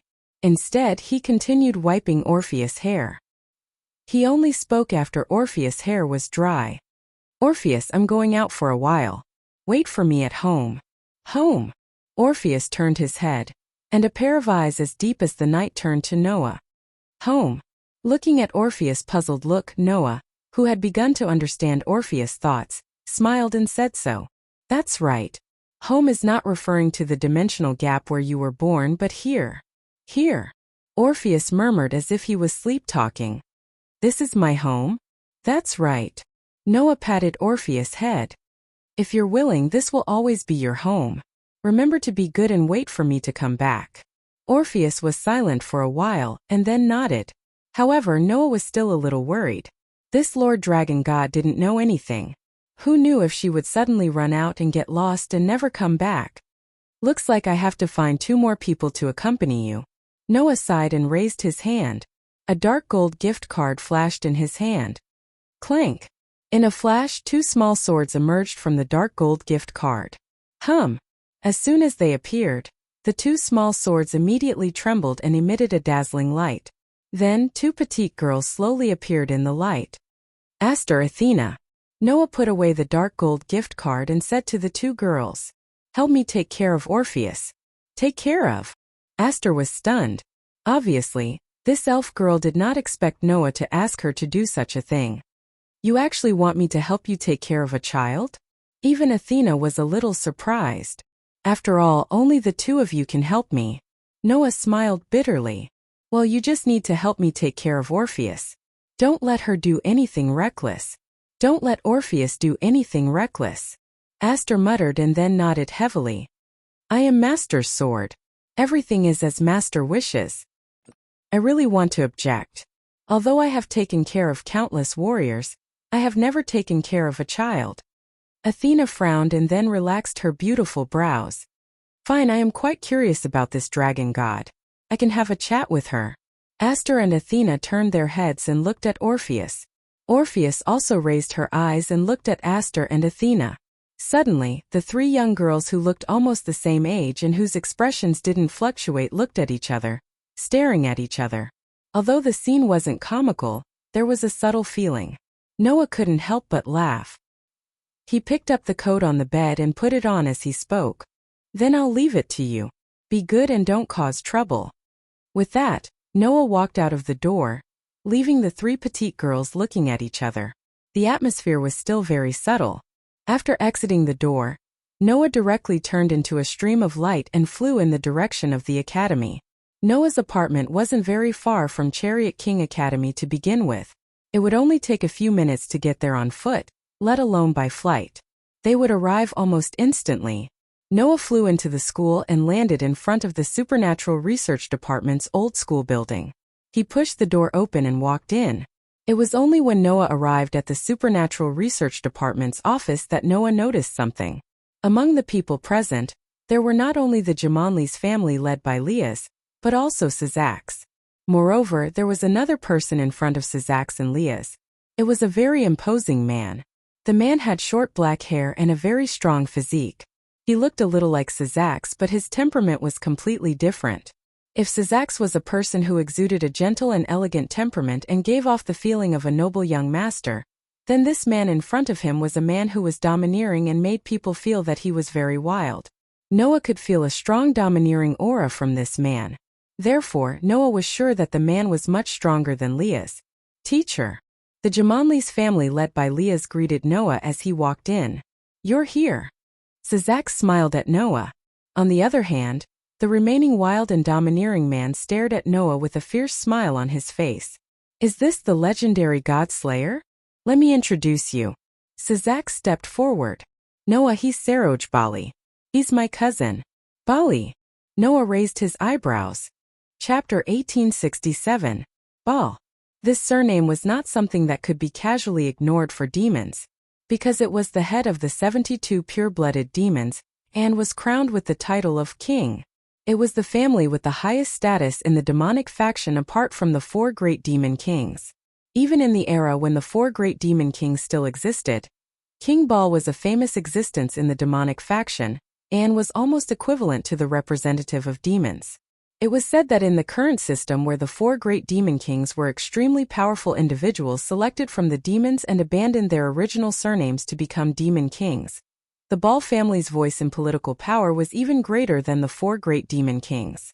After all, the Bal family was the family that was at the top of the demonic faction before the 4 great demon kings died. After the 4 great demon kings died, it was even more at the top of the underworld. No matter how powerful the 4 great demon kings led by Syzax were, they were just the new generation. At least that was the case for the Bal family. However, Syzax and Leas also had some relationship with the Bal family. It was mainly a bloodline relationship. Syzax and Leas' mother was a member of the Bal family. Therefore, Syzax and Leas also inherited half of the Bal family's bloodline. And those who inherited the bloodline of the Bal family had a chance to awaken the bloodline power of the Bal family. That was the power of destruction. Both Syzax and Leas had the power of destruction. The source of this power was the bloodline of the Bal family. Therefore, this person named Saroj in front of them was Syzax and Leas' cousin. By the way, Saroj and I are the new generation of demons of the same era, and the number 1 of the new generation of demons. Leas smiled at Noah. Just like I'm going to inherit the next head of the Gimli family, Saroj is the next head of the Bal family. It's fine if you don't introduce that kind of thing, Leas. Saroj waved at Leas, but his eyes did not move away from Noah. In front of an existence that can even kill a god, I, a new generation demon, am only a child no matter how famous I am? Although that was what he said, Saroj's smile was extremely imposing. Saroj added another sentence. If possible, I really want to spar with you. Hearing this, Noah raised his eyes slightly and met Saroj's gaze. Noah could see an astonishing fighting spirit and will to fight in Saroj's eyes. It was different from the burning fighting spirit that Leola released out of instinct. Instead, it was an unyielding fighting spirit that wanted to challenge any powerhouse in the world, improve herself, and constantly improve herself. Along with the battle intent came a powerful aura and boldness. Feeling the powerful aura and boldness, the expressions of Yudu, Genova, and Irina, who were combatants, turned serious. Even Kitten, Label, and Losvias tensed up. As for Aisha and Gasper, they subconsciously hid behind Lias and Junai. Sizax was the only one who still had a smile on his face, and even said so. Since that's the case, why don't you two give it a try? That one sentence made Noah and Saroj raise their eyebrows at the same time. Brother. Riaz was shocked. However, Sizax did not seem to realize what he said as he looked at Noah and said so. Saroj is the number one of the new generation of demons. Back then, at the gathering of the new generation of demons, you should have seen him once, right? Hearing Sizax's words, Noah remembered. Back then, in the underworld, there was indeed a gathering of the new generation of demons. At that time, Noah had also appeared. Furthermore, he had been received by the 4 demon kings and was on equal footing with them. After that, the new generation of demons announced their dreams in front of the 4 great demon kings and many ancient demon families. At that time, the next leader of the Ball family did appear. That person was Saroj? I remember now. Noah looked at Saroj as if he suddenly realized something. You're the new generation demon of the Ball family, who announced that you wanted to become the demon king. Right? So you still remember me. What an honor. The smile on Saroj's resolute face began to have a hint of intimacy. At that time, Your Excellency's bet with Diodora of the Astaroth family is still a legend to this day. To be honest, the strength Your Excellency displayed at that time was a shock to us, the new generation of demons, and even the ancient demons. It was also at that time that I realized that my cultivation was still insufficient, and have been working hard to train. I see. You've trained? Noah looked at Saroj in a new light. It seems that the spirit I feel from you is the real deal. It was rare for demons to train themselves. That was because the lifespan of demons was too long compared to humans. At least, there were almost no demons who truly died of old age. Therefore, for demons who had tens of thousands of years, as long as they lived long enough, they would naturally become stronger. It was a foolish thing to spend all of one's years on tempering. Moreover, demons place more importance on magic power than their bodies. The purer the demon's bloodline, the stronger their talent in magic power. This way, as long as they could survive, the pure-blooded demons would continue to become stronger. Therefore, it was indeed a rare thing for demons to train. That's why I want you to fight with Saroj. Sizax said. Saroj is the absolute number one among the new generation of demons.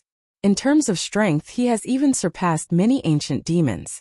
Many people want to know how strong Saroj is, and I am the same. I see. Noah pursed his lips. Do you want me to help you evaluate? I don't mind. Saroj showed a fearless smile. It's a good opportunity to let the famous Godslayer see how strong my fists are. An astonishing fighting spirit began to be released from Saroj's body. Noah immediately looked straight at Saroj and stared at the astonishing fighting spirit in his eyes. The corner of his mouth slowly curled up. In an extremely vast gymnasium. At this time, a group of Jimenez's family members, including Sizax, had arrived and stood at the side. In the center of the gymnasium, Noah and Saroj faced each other and maintained a distance. Their eyes met in the center. Looking at Noah and Saroj, Sizax took a step forward. This is a field replicated with magic power. Although it's not in an alternate space, but in the underground space of Chariot Town, the field has been reinforced. Even a full blow from a superior demon would find it difficult to leave a mark on it. You can fight to your heart's content. Even the battlefield has been prepared. This Sizax seemed to have expected this situation, and prepared everything in advance. While Noah was thinking this, Saroj calmly took off his jacket. Under Saroj's clothes was a set of training clothes, and the body wrapped in the training clothes was very strong.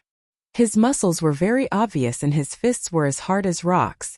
Because I can fight at any time and train at any time, I would wear the training clothes even during normal times. It seems that this decision was right. Saroj suddenly smiled. A Godslayer, and the Red Dragon Emperor at that. Such an existence should be the strongest opponent I've faced so far, so I won't be merciful. As soon as his voice fell, bang! Accompanied by a burst of wind, Saroj fiercely stomped on the ground with an astonishing force. His whole body was like a bullet fired from a gun. With a heavy stomp, he shot in the direction of Noah. So fast. Outside the gymnasium, Yudu's expression changed slightly. Saroj's speed made Yudu, who was a knight, change his expression as he shot in front of Noah. Before he arrived, his fist had already violently blasted out. Boom! Like an invisible cannonball, a burst of wind shook the air and violently swept towards Noah's location. Chapter 1868. Whoosh! A terrifying gust of wind blew Noah's bangs in front of his forehead, causing his cheeks to hurt from the gust of wind. Noah, who did not expect Saroj to rush over and engage in close combat, had a surprised look on his face. What surprised Noah even more was Saroj's strength and speed. That strength and speed did not seem like something a demon could exert. Therefore, even Noah was surprised by the news. However, being surprised was one thing, but Noah was not distracted. Feeling the fist pressure that turned into a terrifying gust of wind, the endless energy in Noah's body suddenly surged and turned into magic power. Hum! With a tremor, lines of magic power flickered on Noah's feet like electric wires. After being strengthened by strengthening magic, Noah gained amazing strength in this instant. Immediately, Noah moved his feet and quickly dodged to the side. Bang! The astonishing fist pressure immediately landed heavily on the ground, causing an explosive sound. It actually shattered the glossy floor a little and slowly cracked open. Seeing this scene, Noah narrowed his eyes slightly. Outside the field, the group of Jumanli's kin led by Leah's was even more surprised. This field had been reinforced. Even a superior demon would have a hard time leaving a mark on it. However, Saroj's casual punch actually caused the floor to crack open. What did that mean? It meant that Saroj's strength was much stronger than the average superior demon. You really surprised me. Noah looked straight at Saroj. I thought you would use the power of destruction to attack. For demons, magic power was the true power. After all, in this world, magic power was originally an ability unique to demons. The power that demons relied on themselves and imagination to trigger supernatural phenomena was magic power. And the power that reproduced magic power through rituals and spells so that humans could use it was magic and magic. Therefore, in this world, magic power was a power exclusive to demons, just like the power of light of angels and fallen angels. In the demon world, demons generally valued magic power. If they did not have talent in magic power, they would even be regarded as trash. Moreover, in magic power, there were also parts of magic and magic that could not be reproduced. That was the special power that originated from the bloodline and lineage of the pure-blooded superior demon family, passed down from generation to generation. The power of destruction of the Baal family was one of them. That power was capable of destroying everything it came into contact with. Even a god could be injured if they did not dodge or defend. Therefore, for Noah, the power of destruction of the Baal family was beyond the range of his curse resistance. The bet with Diodora back then had already made Noah's physique known to the world. Saroj, who was present at that time, should also know about Noah's curse resistance. In view of this, Noah thought that Saroj would use the power of destruction inherited from the Baal family to deal with him. Who knew that Saroj would directly rush over and engage in close combat? His physical ability was so strong that even superior demons would find it difficult to leave a mark on the floor with just the pressure of his fist. This was not a power that a demon who valued magic power could display. It was because of this that Noah was surprised. However, facing Noah's surprise, Saroj only calmly spoke. Unfortunately, I did not inherit the power of destruction. Did not inherit the power of destruction? Noah was stunned.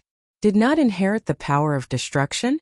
The next master of the Baal family did not inherit the power of destruction passed down from generation to generation? Was this a joke? I am not joking. I indeed did not inherit the power of destruction of the Baal family. I did not even have magic power when I was born. My talent in magic power is practically zero. No, it should be said that it is completely zero. Saroj said righteously. Everyone in the family regarded me as trash without the power of destruction, and without magic power. But I wanted to prove that even without magic power, I was not completely useless. Therefore I trained this body. After saying this, Sorog squatted. His legs were like pillars on the ground. His fists were clenched, and his whole body shook with a powerful aura. This body is my greatest weapon and also my only weapon. You will only face my fists, not magic power. In the next moment, a sharp whistling sound was heard as Sorog's fist violently punched out. The astonishing pressure of his fist shook again, turning into an invisible cannonball that violently swept towards Noah. Noah did not hesitate and directly dodged. Pung dash. The pressure of the fist that landed in the air once again bombarded the ground, causing the ground to suddenly burst open like a spider web, and cracks spread out. Although his fist missed, Sorog's fighting spirit became more and more valiant. He simply carried a powerful domineering aura and courage, and directly rushed in front of Noah. Dash. A series of continuous whistling sounds rang out. That was the sound of Sorog's fists turning into fist shadows and fiercely attacking Noah like a storm. Facing the continuous punches formed by the fists that surpassed the power of ordinary superior demons, even the most superior demons would be frightened. However, Noah's expression became calmer than before. He stood in front of Sorog without retreating a single step, and actually closed his eyes. His footsteps were as light as water as he continuously dodged back and forth, dodging the continuous punches one by one. Ping ping ping dash.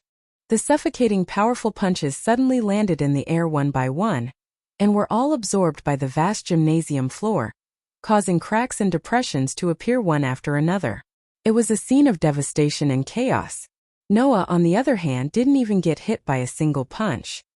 His eyes were still closed as he relied on the increased strength of his legs to dodge all of Sorog's terrifying punches. He didn't get hit at all. Hiya dash. Sorog suddenly burst out with an astonishing roar, the veins on his arms bulging. The strength of his fists became stronger and stronger, and he even began to use his legs. His punches and kicks turned into a violent storm of attacks, mercilessly venting towards Noah. Noah, on the other hand, seemed to know where Sorog's attacks would land. He closed his eyes tightly, and like a lone boat drifting in a storm, he retreated and dodged, appearing to be in imminent danger and on the verge of collapse. In the end, Sorog's attacks did not hit him at all. Gradually, following Sorog's fierce attacks, Noah's rapid retreat and dodging, the entire vast gymnasium's floor was shaken to the point that it was covered with cracks from the astonishing punches. Looking at the scene, the expressions of the Jamonli's kin, led by Lyeth, became solemn. Everyone, Lyeth said in a deep voice. What do you think? Very strong. Genova gave a heartfelt evaluation. Let's not talk about Mentor first. Sorog is really strong. Just the strength of his punches and kicks is far beyond the average superior demon. Even the rook that can enhance attack and defense is not as strong as him, right? His speed is also astonishing. Yudu stared at Sorog, who was in the midst of his fierce attacks. Although I'm not satisfied, even if my speed is enhanced as a knight, I'm still much weaker than Mr. Sorog, right? So this is the number one of the new generation of demons. Irina could not help but say. He's too strong. I finally know why even Minister Lyeth can't compare to him. It's really amazing that he could reach this level just by training his body. Los Vallas's expression unknowingly became solemn. The reason why he could become the next head of the Ball royal family without inheriting the power of destruction is because he has this power that far surpasses the demons of his generation, right? Mentor, Aisha said worriedly. Will Mentor be all right? Hearing Aisha's words, Label could not help but cast a worried look at Noah. Even Gasper could not help but poke his head out from behind Junai and look at the arena. It's fine. Kitten, on the other hand, stared at the center of the arena and said so. The opponent is strong, but Mentor is stronger. Chapter 1869. Bomb! With another explosion, the cracked floor of the gymnasium was finally blasted apart by a powerful punch. A crater was blasted open, and wood chips and debris were scattered all over the place like gravel and rubble. Noah and Sorog retreated quickly, putting some distance between each other. With the crater as the center, they returned to a standoff. Then Noah slowly opened his eyes. In the face of that terrifying attack, there was not a trace of damage on his body. Sorog stared closely at Noah. His expression was solemn. He opened and closed his palms and moved his feet. His eyes never left Noah's body. Then Sorog spoke. As expected of an existence that can even kill a god. Until now you have not launched an attack, not used your power, not even the legendary god's annihilation.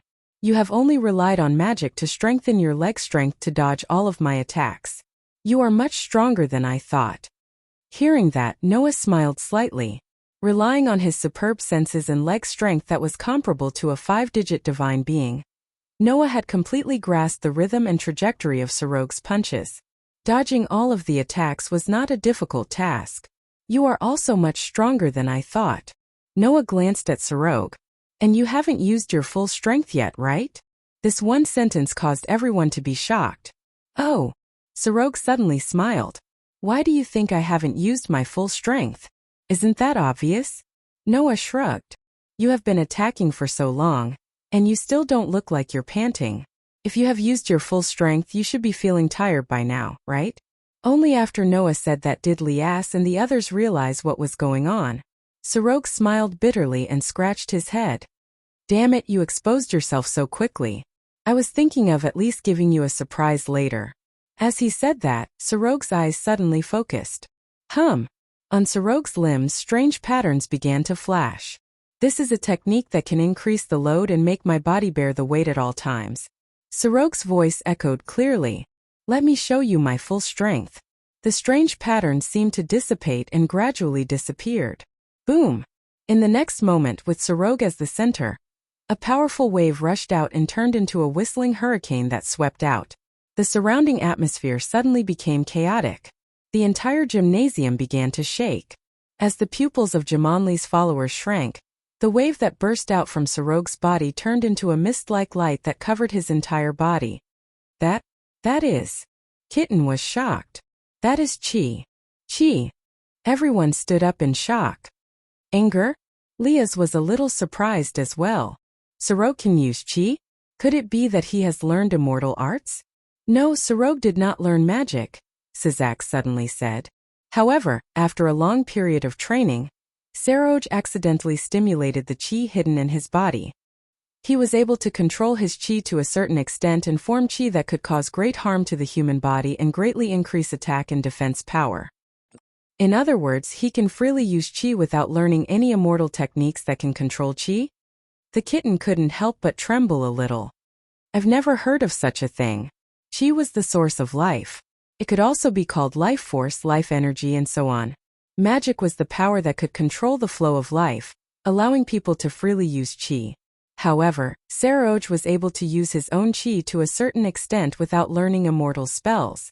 How could Kitten, a member of the most powerful race in the Nikomata clan, who could also use magic, not be shocked by such a thing that was beyond common sense? In response, Sazak shook his head.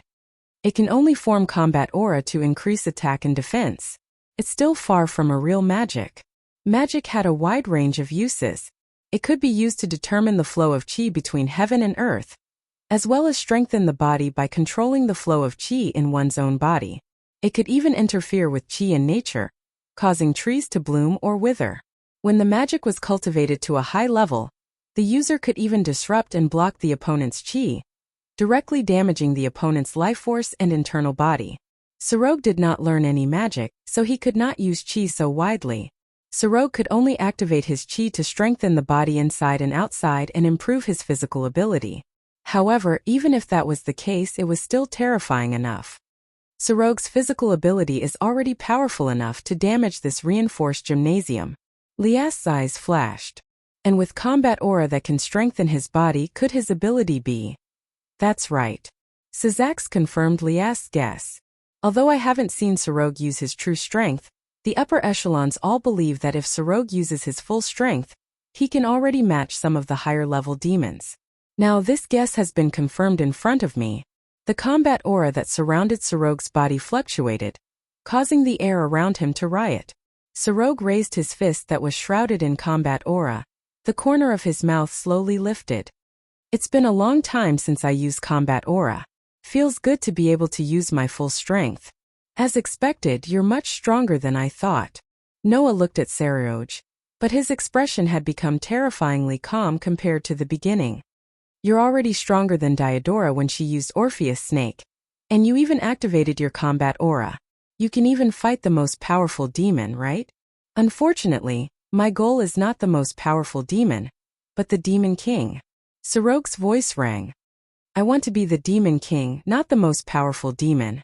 Just being the most powerful demon is not enough. That's true. Noah smiled coldly. If that's the case, I'll show you a little of my true ability. Sorog's expression froze, but his eyes were filled with anticipation. What kind of power will you show me? The power to kill gods? Or the power to destroy gods? I'm looking forward to it. Don't worry. Noah looked straight at Sorog. His body began to surge with a vast amount of magic power. I won't let you down. However, the outcome of the battle between Noah and Sorog was destined to be inconclusive. In the next moment, Noah and Sazak's expressions froze at the same time, and they shouted, "Be careful."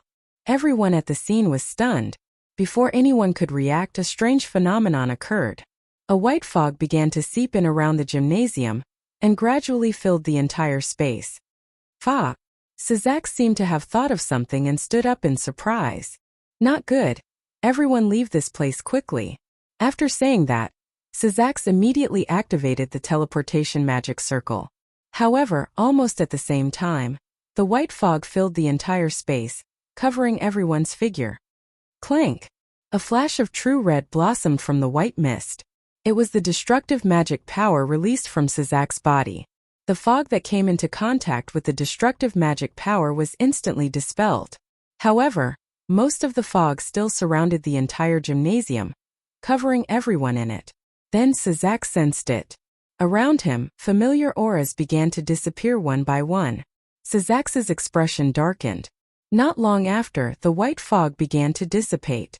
The full view of the gymnasium was once again imprinted in Sazak's eyes, and also in Sorog's eyes. Sorog was speechless. Seems that something has happened. Sazak nodded expressionlessly. Sorry Sorog, I have to get to work. Sorog naturally did not have an opinion, and looked around the gymnasium. He looked around the gymnasium that was empty except for himself and Sazak. Chapter 1870. After being covered by the white mist, Noah immediately felt his vision blur. It was as if he was thrown into the air. First, there was a sense of weightlessness followed by a sense of dizziness. By the time the feeling of being on solid ground returned, Noah's vision had also recovered. However, what entered Noah's eyes was not the vast gymnasium that was still there a second ago, but a street surrounded by residential buildings. Noah was surprised. He turned his head and looked behind him. There was an apartment there. Moreover, it was an apartment that Noah was very familiar with. It was the apartment that Noah lived in. And back in the town? Noah narrowed his eyes and muttered. It can't be, right? In front of him was a familiar apartment. Around him was a familiar street. However, whether it was in the apartment or on the street, Noah did not feel a trace of life. If this was really the Chariot King town that Noah was currently residing in, then it would definitely not be so deathly still and devoid of life. Most importantly, it was clearly nighttime, but the sky here was very bright, as if it was daytime. Moreover, it was slightly rotating and twisting like a kaleidoscope, making people feel dizzy for a while. All these phenomena told Noah that this was not Chariot King town. What the hell is going on? Noah's brows furrowed tightly. At this moment, Drake's voice sounded in Noah's mind. Partner. This might be the power of the Dimension Lost. Dimension Lost? Noah was startled at first. Then his heart skipped a beat.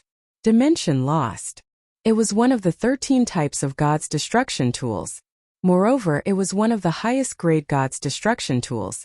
The ability of this God's destruction tool was to have the user as the center, infinitely spreading spirit energy. It could seal all objects that entered it, and even send them into another dimension. That is to say, in the process of my duel with Saryoj, I was sealed by the wielder of Dimension Lost with the ability of divine annihilation? Noah looked around. Sealed in this fake Chariot King town? That should be the case. Drake replied. This space seems to be a replica of the entire Chariot King town. using the technology that the demons use to create extra-dimensional spaces for ranked games. You were transferred into this space by the power of dimension lost. In other words, this is a different space. Noah's furrowed brows slowly relaxed. Is there a way out? Relying only on the power of the Red Dragon Emperor's boosted gear shouldn't be enough, Drake said. Among the gods' annihilation tools, this dimension lost is of a higher level than the Red Dragon Emperor's boosted gear. It is known as one of the 4 most ferocious gods' annihilation tools. Even if you want to rely on brute force to escape, you won't be able to do so without your authority, right? Without his authority, it was impossible for Noah to rely on brute force to shatter a space. Moreover, Noah wasn't sure if he was the only one who was transported here. Perhaps the others were also transported here. Noah's eyes flickered. I have to look for them. Just as Noah was thinking about this, the back of Noah's hand suddenly started to heat up. Noah subconsciously raised his hand and then he saw it. On the back of his hand, 2 elven markings that merged into one were flashing, glowing and burning. Seeing this, Noah's heart skipped a beat. Did something happen to Aster and Athena? With this thought in mind, Noah wanted to summon Aster and Athena, but after thinking about it carefully, he gave up on this idea. Although he didn't know what happened, Aster and Athena were with Orpheus, so even if something happened, they shouldn't be in danger. If he summoned Aster and Athena now, it was very likely that he would leave Orpheus alone. Letting Orpheus, who had absolute power but didn't have the heart to guard against others, act alone would be too unsettling. Therefore, it was more appropriate to let Aster and Athena accompany Orpheus. However, Noah and Orpheus were attacked at the same time, so Noah could only think of one person who would do this. Is it calamity again? Suddenly, the ground began to tremble. Noah raised his head and looked forward. In the next second, Noah saw it. At the front of the replicated street of Chariot King Town, a cloud of dust rose up. Noah's eyes gradually narrowed as he stared at the flying cloud of dust. He saw that in the cloud of dust, huge black figures began to appear. They were huge ferocious beasts. Roar! Roar! Woo! Chaotic roars mixed together and turned into a deafening sound wave that reverberated in the sky. Looking at the large number of ferocious beasts rushing towards them like a stampede of hundreds of beasts, Noah was shocked. Where did so many magical beasts come from? Just as Noah was a little surprised, Drake's voice sounded again. Partner, those are most likely magical beasts that have been created. What? Noah was stunned. Created magical beasts? That's right. Drake's voice clearly reverberated in Noah's mind. Using one's imagination to create all kinds of magical beasts. The stronger the imagination, the more powerful the magical beasts created. That is the same as the dimension lost, the annihilation maker ability of the highest level of divine annihilation. Using imagination to create all kinds of magical beasts? Isn't that the same ability as Noah's beast horde incarnation? Is that also the power of a god's destruction tool? And it's also the highest level god's destruction tool? It seems that our opponents this time are at least 2 of the most ferocious god's destruction tools. Drake couldn't help but say, this is a little troublesome. As if to prove Drake's words, a large number of roaring magical beasts' eyes flashed with ferocious light. Like wild beasts, they rushed towards Noah with earth-shaking footsteps. Noah's eyes suddenly flashed with a fierce light as he advanced instead of retreating. Wong! Like electric wiring, magical lines spread out on Noah's arms and calves. Bang! Noah fiercely stomped on the ground, shattering it and turning it into a bullet that shot out of the barrel and shot towards the berserk beasts that were swarming over. Get lost! With a cold bellow, Noah threw a punch at a magical beast that was pouncing on him in a frenzy, causing the atmosphere to become chaotic. Dong! Accompanied by a heavy roar, the huge magical beast that was more than 100 times larger than Noah was directly sent flying by Noah's punch. The scales in front of its body exploded and sputtered blood. Like a kite with a broken string, it flew all the way back and fiercely crashed into the magical beasts behind it. The power of that magical beast was definitely comparable to that of an ordinary superior devil. However, the strength of a superior demon was at most in the 5 digits. Ordinary superior demons might not even reach the 5 digits. In front of an enhancement magic that could reach 5 digits, this level of power was just a punch. Roar! Roar! Woo! However, the rest of the magical beasts didn't seem to be afraid at all as they madly rushed towards Noah from all directions. Facing the ferocious magical beasts that rushed towards him from all directions, Noah's pair of deep dark eyes didn't show any solemnity or fear, but only a bone-chilling coldness. Dong! The sound of muffled blows was incessant. Bang! The building suddenly shattered. The battle between a single human and a large number of ferocious beasts had completely turned the street into a battlefield. The battle was one-sided. Chapter 1871. Bang! The sound of a blow that made one's heart tremble reverberated in the air, causing the huge magical beast to fly away like a rubber ball, heavily crashing into a building. At the same time, the building was smashed into pieces, and its head tilted to one side, no longer breathing. Clang! The flickering magical patterns on Noah's arms and calves faded little by little, becoming dim. However, the surroundings had greatly changed. The originally intact street seemed to have been ravaged and completely turned into ruins. One building after another became dilapidated. The streets were covered with rubble and debris. Numerous large magical beasts were lying on the ground, dripping with blood. The ground was gradually dyed red, causing the air to begin to fill with traces of the smell of blood. Noah was the only one who was standing in the center of the Azura-like battlefield. Even though he had fought with a large number of magical beasts, his face was still not red, nor was he out of breath. There was not a single trace of injury on his body. Phew!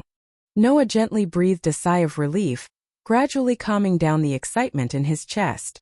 Is this the power of the Annihilation Maker's godly annihilation tool? Relying on imagination to create all kinds of magical beasts' divine tools. At first glance, this Annihilation Maker's ability was very similar to one of Noah's powers, but there were still some differences. The most fundamental difference was that the beasts created by Noah's powers were just aggregations of energy, without consciousness or wisdom. Rather than calling them magical beasts, it was better to call them puppets. But the magical beasts created by the Annihilation Maker, this Annihilation Maker could bleed, breathe, and even have a physical body, completely like a life. If the magical beasts created by the Annihilation Maker could exist forever, then it would be really amazing. After all, that was equivalent to the domain of creating life. However, the magical beast's strength is not high, at least much weaker than my beast horde. Noah's words made Delag's voice sound again. That is only because the holder has not grown up yet. If the holder is stronger, then the magical beasts created will be stronger. Not to mention, since it is a divine tool, then there must be a restriction.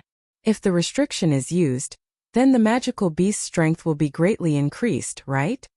Noah nodded and agreed with Delag's words. Since the opponent is from the disaster squad, we will meet sooner or later. Noah looked around. Let's go and see if anyone else was transferred here with me. With that said, Noah was about to move when a rather ferocious aura entered the range of his sensing ability. That aura was not only fierce, but it also had a very dangerous feeling. Noah's eyes focused and he quickly, swoosh! Almost at the same time, a black shadow suddenly shot in Noah's direction, causing a whistling sound to be heard. Speed was extremely fast. Noah did not even think. The magic in his body rolled, and the magic patterns on his calves flashed again. His whole body was like a ghost and he dodged to the side. The black shadow that was shooting over at an extremely fast speed suddenly trembled. It suddenly made a turn in midair, rubbing against the air as it streaked across the sky. It flew straight in Noah's direction without hesitation. At the head of the black shadow, the shining fangs were imprinted in Noah's eyes. At this moment, an indescribable feeling rose in Noah's heart. Partner. Delag's voice also sounded. Those fangs are very dangerous. Don't get bitten. Even without Delag's reminder, Noah understood this point. Those fangs were very dangerous. If he was bitten, even Noah might not be able to survive. But if it was the other way around, don't be a problem just because I'm bitten, right? Noah abruptly stopped retreating. His deep dark eyes stared at the black figure that was rushing towards him. He slowly clenched his fists, and the magic patterns on his arms also flashed with light. Just as Noah and the black shadow were about to clash, a somewhat anxious voice sounded. Wait! Wait! Quickly stop! The sudden voice caused the black shadow, which was rushing towards Noah's direction, to suddenly stop. Then the black shadow swept into the air, flashed above Noah's head, and landed on the ground. Before that, Noah had already turned around. Thus, the black shadow's full appearance was finally completely exposed in the air. Upon closer inspection, it was actually a wolf. A wolf with gray fur all over its body. The wolf's size was not considered large, and was about the size of an ordinary wolfhound. However, such a wolf's body carried an almost terrifying aura, enough to make people tremble in fear. And this wolf clearly had extraordinary intelligence, and the gaze it used to look at Noah with was comparable to that of a human's. However, that pair of intelligent eyes was now filled with a kind of coldness and vigilance. That was vigilance towards Noah. The other party, obviously, had also discovered that Noah was not simple. At this time, two figures appeared from the top of a building not far away. They jumped down and landed on the ground. They were two young girls. Meow. One of the girls looked at Noah, who was facing off against the dangerous wolf, and was surprised. Isn't this the little brother godslayer that our Bain thinks highly of? Bain. That was Kitten's real name. There was only one person who would call Kitten that. That was Kitten, who had once depended on each other for survival, became a reincarnated devil, but killed her own master, and became a wanted criminal in the demon realm. Her talent in magic, sorcery, and immortal arts was almost astonishingly high, and her strength was comparable to the highest level of demon Nicomeda Black Song. It's you. Noah frowned. Why are you here? I also want to know. On Black Song's delicate face, the surprise slowly faded, and was replaced by a coquettish and seductive smile. But by the time I reacted, I had already been transferred here with Luffy-chan and Fenrir-chan. Meow. Fenrir? Noah's eyes flashed, and his gaze turned to the dangerous gray wolf. So that's how it is, it's Fenrir? The most ferocious demon wolf in Norse mythology. Fenrir. If it was it, the reason why even Noah felt that its fangs were very dangerous could be understood. No matter what, that pair of fangs was the Godslayer fangs that could kill even gods. With Noah's current physical strength, if he was bitten by those fangs, he would definitely die. Of course, as said just now, if he was not bitten, then it was not a big deal. After all, although Noah felt a dangerous aura from Fenrir, he did not feel threatened. Thinking about it, just like what Syzax and Asashel said, although Varley got Fenrir from Loki, it was impossible for him to completely control the existence of the top 10 in the world. Although the aura of Fenrir was very fierce and dangerous, it was not as strong as Noah imagined. It should be that Varley, in order to be able to control Fenrir, caused Fenrir's strength to decrease a lot, right? Fenrir was taken by Varley, and now you are working with Fenrir? Noah cast his gaze on Black Song again. You became a member of Varley's team? Because the other guys are too boring. Black Song shrugged helplessly. But my captain is much more interesting. He is only interested in the strong. He is also known as the Cat Elf race. It is more fun to follow Varley. Meow. How you want to play is your business. Noah glanced at Fenrir. But when you play, I hope you can control your dog well. Otherwise, if you suddenly attack people like this, be careful that you will be slaughtered. Roar. Fenrir suddenly growled, and its four limbs began to tighten. Its eyes that stared at Noah were full of murderous intent and fierceness. Seeing this, Noah just curled his lips and smiled. He raised a fist that was faintly flickering with magic patterns, causing waves of magic to surge. A sense of hostility filled the space between Noah and Fenrir. On one side was the Godslayer. On the other side was the Godslayer wolf. The two existences that had the ability to kill gods seemed to repel each other, and both released undisguised hostility. Chapter 1872. Compared to before, Fenrir's power had indeed declined a lot. If the previous Fenrir was at least a 4-digit power level, and was one of the most powerful among the 4-digit power level, then now it was only at the 5-digit power level. If Noah only used magic after the third perpetual intelligence, then it would also be at this level. At this time when Aster and Athena were not around, Noah and Fenrir's power was about the same. However, other than the 5-digit power, whether it was Noah or Fenrir, they still had other weapons. Noah had the God's Vanquishing Tool. Fenrir had the God's Fangs. Although the latter's weapon was very terrifying as mentioned before, as long as one was not bitten, then nothing would happen. But Noah's God's Vanquishing Tool was different. Once the god's vanquishing tool that could multiply one's power was used, Noah would completely suppress Fenrir. If it was the previous Fenrir, Noah would still need to treat it seriously. However, the current Fenrir only needed to be careful of its fangs, then it would not be a big enemy to Noah. Do you want to fight me here, Nordic magic wolf? Noah said to Fenrir with a smile that was not a smile. I won't be merciful to you for Wally's sake. Roar. Fenrir growled again, its gray fur began to stand up, and its whole body fluctuated with a fierce and powerful aura. This demonic wolf's enmity towards Noah was not an ordinary kind of great. Moreover, from the beginning it showed an astonishing hostility towards Noah. Therefore, Noah did not need to be too polite to Fenrir, and directly provoked it. And this situation made Black, who was at the side, a little excited. What?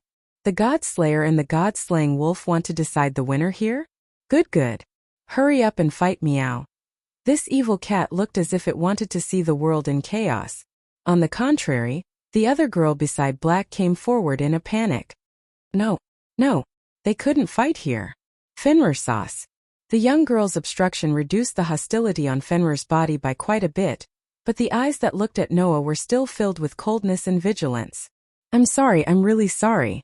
The girl stood beside Fenrir and kept bowing and apologizing to Noah. Fenrir sauce seems to think that you are very dangerous, so he offended you like this. He was just worried that something would happen to us. He didn't really want to hurt anyone. I apologize to you on his behalf. I'm really sorry. This was the reason why Fenrir had such a strong hostility towards Noah, and why he had directly attacked Noah in the beginning. Just as Noah was aware of the danger of Fenrir's fangs, Fenrir was also keenly aware of the terror of Noah. Therefore, he attacked Noah from the beginning and was so hostile to Noah. Although he had wisdom not inferior to humans, Fenrir was still a demon after all. His way of thinking was closer to that of a beast. Instinctively aware of the terror of Noah, this demon wolf didn't hesitate to eliminate the threat. It was really pure. However, the famous demon wolf in Northern Europe seemed to be quite obedient to the girl who was constantly bowing. Under the girl's obstruction, he didn't have the intention to attack again. No, it should be said that he was observing, right? After all, Fenrir's eyes were still full of vigilance when looking at Noah. Noah didn't pay attention to Fenrir anymore, but looked at the girl who was constantly bowing. She seemed to be only 14 or 15 years old, the same age as the kitten. The girl wore a tall wizard hat on her head and a cloak on her back. She was dressed like a witch, but whether it was the hat or the cloak, they weren't black in color but dark blue. There were also star patterns on them, which added a lot of cuteness. The girl seemed to be a foreigner, with a head of golden curly hair. At first glance, she was just a cute girl. However, Noah felt a strong magic power from the girl. It didn't refer to the magic power unique to demons, but the same as Noah's, magic power used to use magic and magic. In other words, the cute girl in front of him was a magician. This girl should be the Luffy that Black Goo was talking about, right? Looking at the girl who was constantly bowing to him with an apologetic expression, Noah couldn't help but sigh, loosening his clenched fist. Forget it, I didn't expect you to be transferred here. Could it be that Varley was also transferred here? Yes.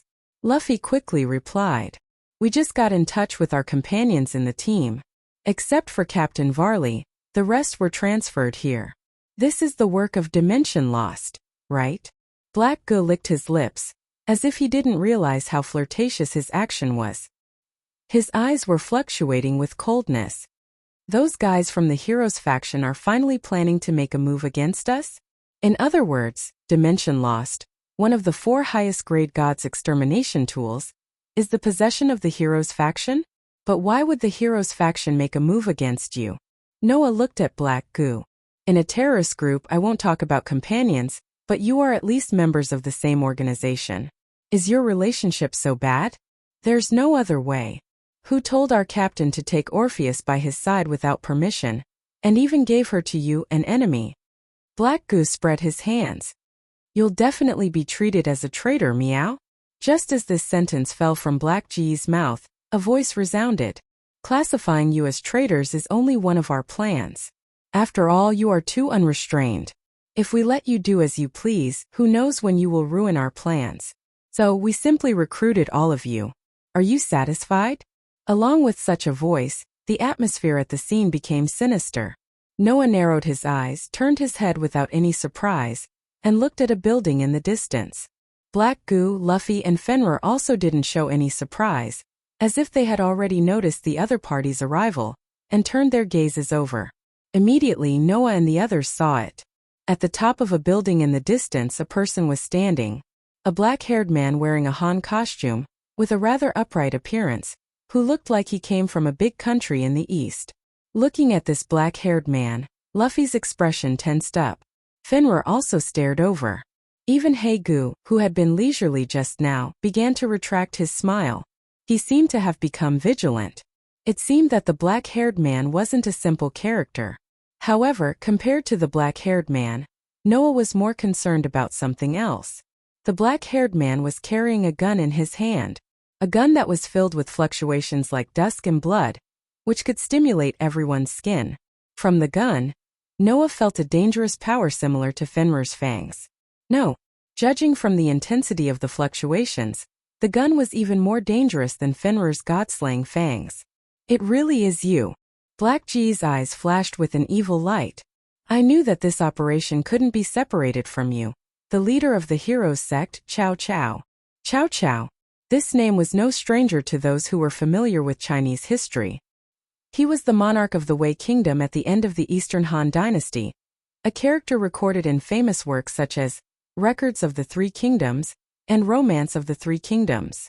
The Heroes sect was a human clan with the bloodline of heroes and brave people. The man in front of them was called Cao Cao, and he was also the leader of the Heroes sect. There was no need to guess his true identity. There was no doubt. This man was the descendant of Cao Cao, the monarch of the Wei Kingdom at the end of the Eastern Han Dynasty. He had Cao Cao's bloodline and even had a name. The one over there is the famous Godslayer, right? Cao Cao's gaze fell directly on Noah. I finally meet you, the human with the God-slaying power. After learning of your existence, I have always wanted to meet you. I even prepared this stage for this. I don't know if you are satisfied? His tone was quite calm. However, anyone could hear the provocation in his words. Chapter 1873. Noah looked straight at the man in Han attire standing at the top of the building in the distance, but he didn't pay any attention to the other party's pretentious provocation. Instead, he put most of his attention on the gun in the other party's hand. Did you notice? The little brother of the God Slayer? Black Goo reminded with a smile. That's the most powerful divine weapon of annihilation, True Longinus. True Longinus. Calling it that might not be enough to know how famous this gun was, but if one mentioned its other name in the Bible, then one would know why it was the strongest God Slayer tool. The Spear of Longinus.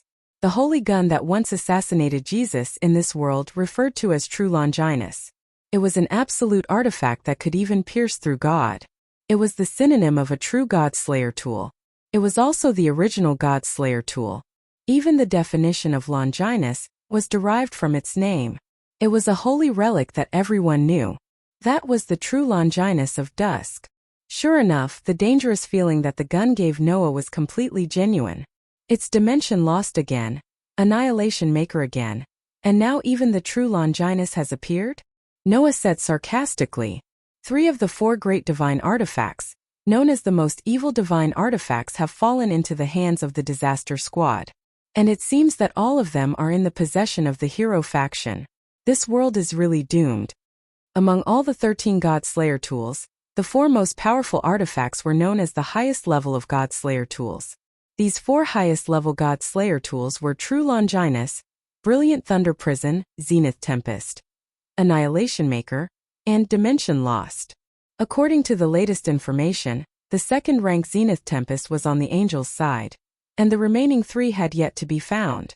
Who would have thought that the other 3 highest level deities' destruction equipment that no mythical faction had been able to find so far had all appeared in the hands of the hero faction of the Team of Disaster? It was truly ironic.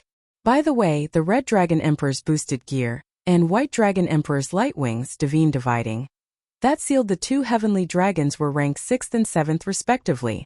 As for the Holy Spear, he was truly number 1. Aside from the Holy Spear, Cao Cao's strength should not be underestimated either, Haegu said, intentionally or unintentionally.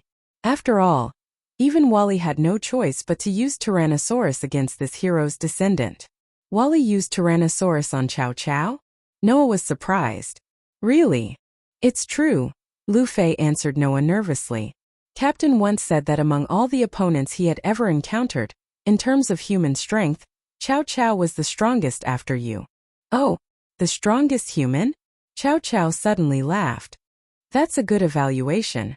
But is that an evaluation after excluding the God Slayer over there? Chow Chow once again looked at Noah. His eyes were surging with the same joy that only belonged to battle maniacs like Wally. It seems that Wally thinks that you are stronger than me. Let me test it out a little. After saying that, Chow Chow raised the holy spear in his hand and aimed it at Noah's direction. Wong! A burst of bright flames fluctuated from the tip of the holy spear, causing the surrounding air to vibrate. The flames were solemn and sacred, giving people a suffocating feeling as if their bodies were tightly strangled. Seeing that the holy flames at the tip of the holy spear began to expand, Noah, Haegu, and Fenrir reacted at the same time. Fenrir directly bit onto Lu Fei's cloak, who did not react in time. Then Noah, Haegu, and Fenrir fled in different directions. At the same time, the holy flames at the tip of the holy spear suddenly exploded, turning into a huge beam of light, shooting out like a meteor and heavily landing at the original location of Noah's group. Dong! The power of the strongest god-slaying tool exploded the entire ground like a nuclear bomb, causing the surrounding rubble, gravel, and even buildings to be drawn in, causing intense flames and shockwaves. In an instant, everything within a few hundred meters was covered, wreaking havoc crazily. In the flames and shockwaves, Noah's arms and legs flashed with magic patterns as he flashed out like a phantom. However, in the next second, Noah's eyes narrowed, and without any hesitation, he turned around and fled to the side. Almost at the same time, a holy spear fluctuating with holy flames swept out from the flames and shockwaves in front, piercing at the original location of Noah with a faint sound of breaking through the air. And in the flames and shockwaves, Chow Chow's figure holding the holy spear gradually appeared. Dodged? Failing to hit, Chow Chow did not advance rashly, but instead took a big step back. However, if the other party wanted to retreat, he would have to ask Noah if he agreed. Although the holy spear was indeed a threat, but like Fenrir's fangs, as long as he was not hit, it was not a big deal. Moreover, Noah, who had some attainments in swordsmanship, knew that compared to swords and sabers, the spear had more advantages in battle because its body was longer than swords and sabers. However, it was more difficult to use than swords and sabers, and its trajectory was easier to see through. Therefore, at the moment when Chow Chow retreated, Noah suddenly stopped, and with the strength of his strengthened legs, he stepped forward with a momentum that could crush the earth. As a result, Chow Chow, who was retreating, suddenly stopped and laughed. I knew you would definitely attack. With such a sentence before Noah stepped forward, the holy spear in Chow Chow's hand had already slashed out. Like a laser, it turned into a flash of sudden thrust, and violently pierced in the direction of Noah. That was a reaction that could only be made when the opponent's action was predicted. No, it should be said that it was a prediction. Chow Chow made a bold prediction that Noah would violently pursue him at the moment he retreated. Therefore, at the same time when Noah moved, he released a flash of high-speed thrust. Under such circumstances, Noah, who had already closed in, had no time to stop at all. It was as though he was flying toward the tip of the god-slaying holy spear like a moth darting into a flame. The tip of the spear instantly reached his throat. If this continued, it would only take a second for Noah's throat to be pierced. At the critical moment, Noah suddenly clenched his fist, and without stopping he punched the ground. Bang! A violent shockwave suddenly burst out, shattering the entire ground. Gravel was lifted into the air, and mixed with the strong wind, it directly exploded in all directions. What? Chow Chow did not expect Noah to be able to do such a ridiculous thing. He did not even have time to withdraw his spear, and the foothold was directly shattered. Chow Chow, who stepped on a piece of ground, was bounced into the air together with the piece of ground. Then the gravel and the violent shock wave that filled the sky flew in all directions. Only then did Chow Chow react. Not only was he not shocked, but he showed an extremely happy smile. Very good. This is what makes it interesting.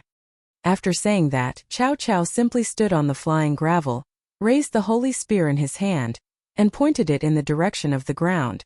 The next moment, the holy flame once again fluctuated on the holy spear, and one after another, it turned into a beam of sniping, and slanted down like raindrops. Naturally, Noah would not dodge the attack of the holy spear that could kill a god. Relying on his superb sensing ability, he accurately grasped the trajectory of each flash, as if he was shuttling through a storm. His footsteps continuously tapped, and like a phantom, he dodged the incoming flashes one by one. Bang bang bang bang bang. The sound of the flashes exploding the ground continued to resound. Chapter 1874. Pung pung pung pung pung pung. Flashes of light poured down from the sky, ravaging the ground, causing it to explode and shatter. Waves of shockwaves and flying dust were stirred up, causing the already dilapidated streets to be shrouded in artillery fire, completely turning them into ruins. Every flash of light carried the divine power of the god-killing holy spear. If demons and other existences that viewed divine attacks as highly toxic were treated like this, they would only need to be hit by one of the flashes to destroy them. This was the power of the holy spear that could even kill gods. Although Noah was very strong, his body was still in the category of humans. Once he was hit, he would be seriously injured even if he didn't die. Therefore, Noah relied on his superb sensing ability and ran like a phantom in the storm-like flashes, dodging each and every one of the holy flashes. At the same time, while dodging the holy flashes' shots, Noah raised a hand in a certain direction ahead. Clang! A deep-colored magic square suddenly rotated in front of Noah's palm, gathering an astonishing amount of magic power. Sensing Noah's action, Chow Chow, who was in midair and standing on the flying debris, was stunned at first. Then he became speechless. This was because although Noah's magic square was not aimed at him in midair, it was aimed at the direction where the debris he was standing on was about to fall. If Chow Chow continued to stand on the debris and fall with the debris, it would be the same as Noah's. It would be equivalent to him being hit by the opponent's attack. Are you planning to give me a taste of my own medicine? Noah Dole. Chow Chow shouted as he tapped the ground with the tip of his foot, leaping high and leaving the debris he was standing on. In the next moment, a beam of magic power burst out from the magic square, turning into a huge flash of light, flashing through space and sweeping straight ahead. Coincidentally, the debris Chow Chow was standing on a second ago followed the gravity to that spot. Pung! The beam of magic power hit the debris directly, causing a violent explosion. Above the explosion point, Chow Chow's figure turned into an arrow that left the bow as if riding the wind, swooping down toward Noah who was standing on the ground. Chi chi chi chi! The god-slaying holy spear suddenly thrust forward, turning into flashes of light that enveloped Noah below. That lightning-fast thrust was almost as fast as Noah's first form of the absolute sword skill Purple Lightning. Noah's expression finally turned solemn in the face of these 4 lightning-fast thrusts. Although Chow Chow's thrusts were not as fast as the Purple Lightning, they were different from the absolute sword skill. Chow Chow's thrusts were completely dependent on his own skills, unlike the absolute sword skill which was combined with Shun Wei. The stronger the Shun Wei, the stronger the power. If he didn't train his skills to the extreme, it would be impossible to achieve such a fast thrust. Noah could tell. Compared to himself, Chow Chow was the complete opposite. Noah's battle was basically based on the power he obtained from various worlds. Chow Chow, on the other hand, did not rely on any power other than the god-slaying holy spear. He only relied on his own skills to fight. This kind of fighting style could not be achieved without a firm goal and willpower, as well as painstaking research and training.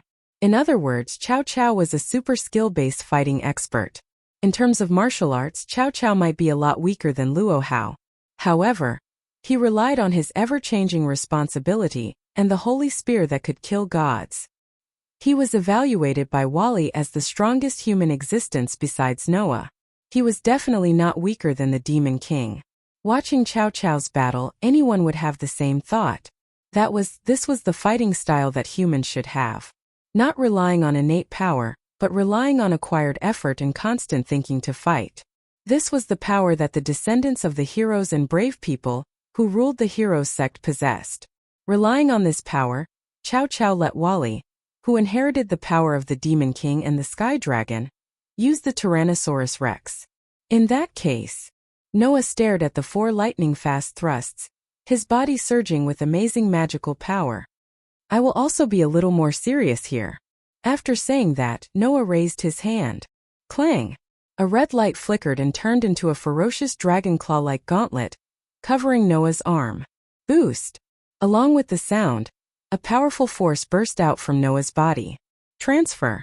In the next moment, the powerful force turned into a torrent and poured into Noah's limbs. At this moment, Noah directly transferred the doubled power to the strengthening magic that he was using, doubling the effect of the strengthening magic. The magical lines that covered Noah's limbs suddenly became brighter. That is? Chow Chow's expression suddenly changed. However, at this moment Noah had already tightened his body.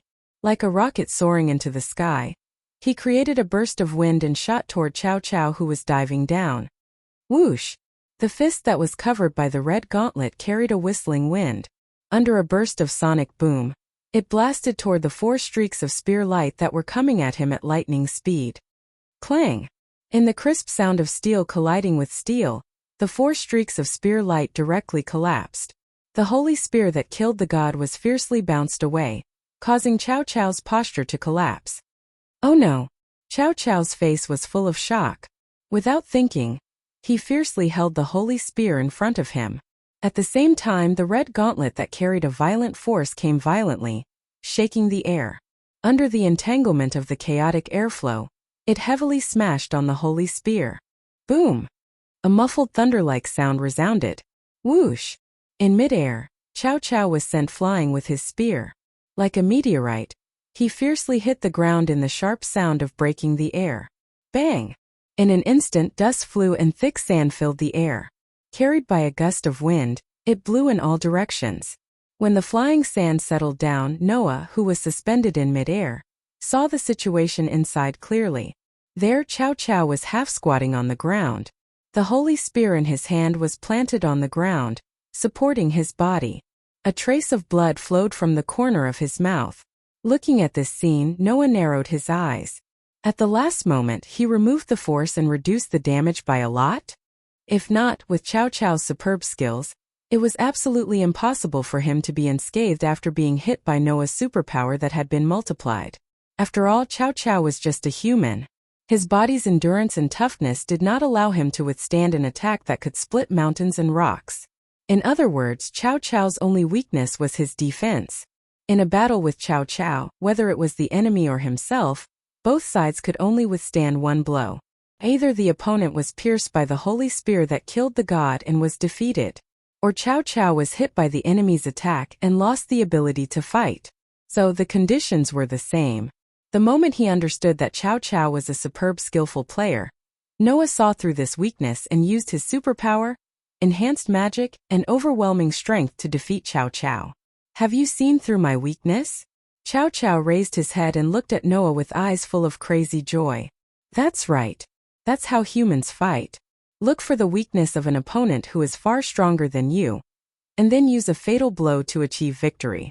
That's how the heroes and warriors of the past defeated dragons, demon kings, and evil monsters.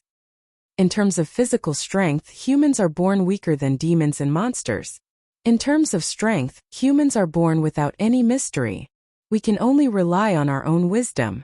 We can constantly think of ways to achieve victory and then implement them. This is what humans are, and this is what we are. Chow Chow used the holy spear to support his body and stood up.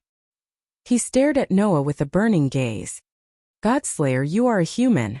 You should be on our side. You shouldn't be on the same side as a group of demons, angels, and fallen angels.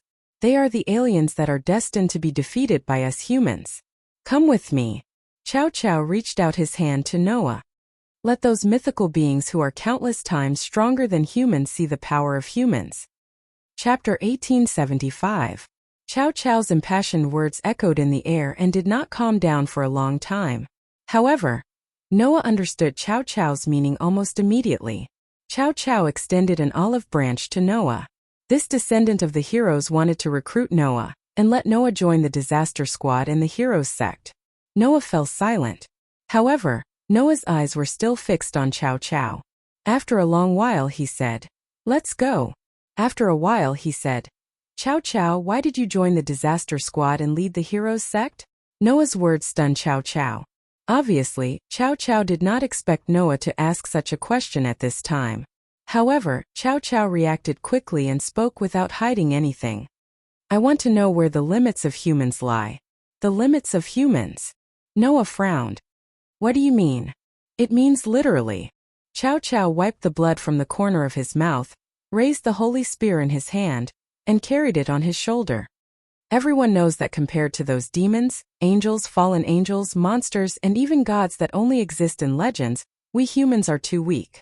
We are not born with magic like demons, nor are we born with the power of light like angels and fallen angels. Chow Chow sighed. Compared to those monsters in legends, we do not have strong physiques and bodies. Compared to those gods, we are as weak as ants. If humans want to become stronger, there is only one way, and that is to work hard. Chow Chow clenched his fists. Just like mages, if they want to surpass humans, they have to learn how to analyze the magic of demons. The power of the exorcists of the churches comes from the holy sword, holy water, and the blessings of heaven. If humans rely on their own conditions, they will not be able to become stronger. At least, they will not be able to compare to those supernatural creatures that do not appear in daily life. They can only become stronger through unremitting efforts. And such a race, since ancient times, still gave birth to many heroes and warriors who were able to defeat the legendary creatures. Chow Chow continued to narrate as if he was talking to himself. A weak race is able to give birth to individuals that are superior to other creatures through hard work. If that's the case, what can I achieve in the end if I continue this training and hard work? Would they be able to annihilate the evil monsters like their ancestors? Or to achieve the unprecedented feat of killing a god?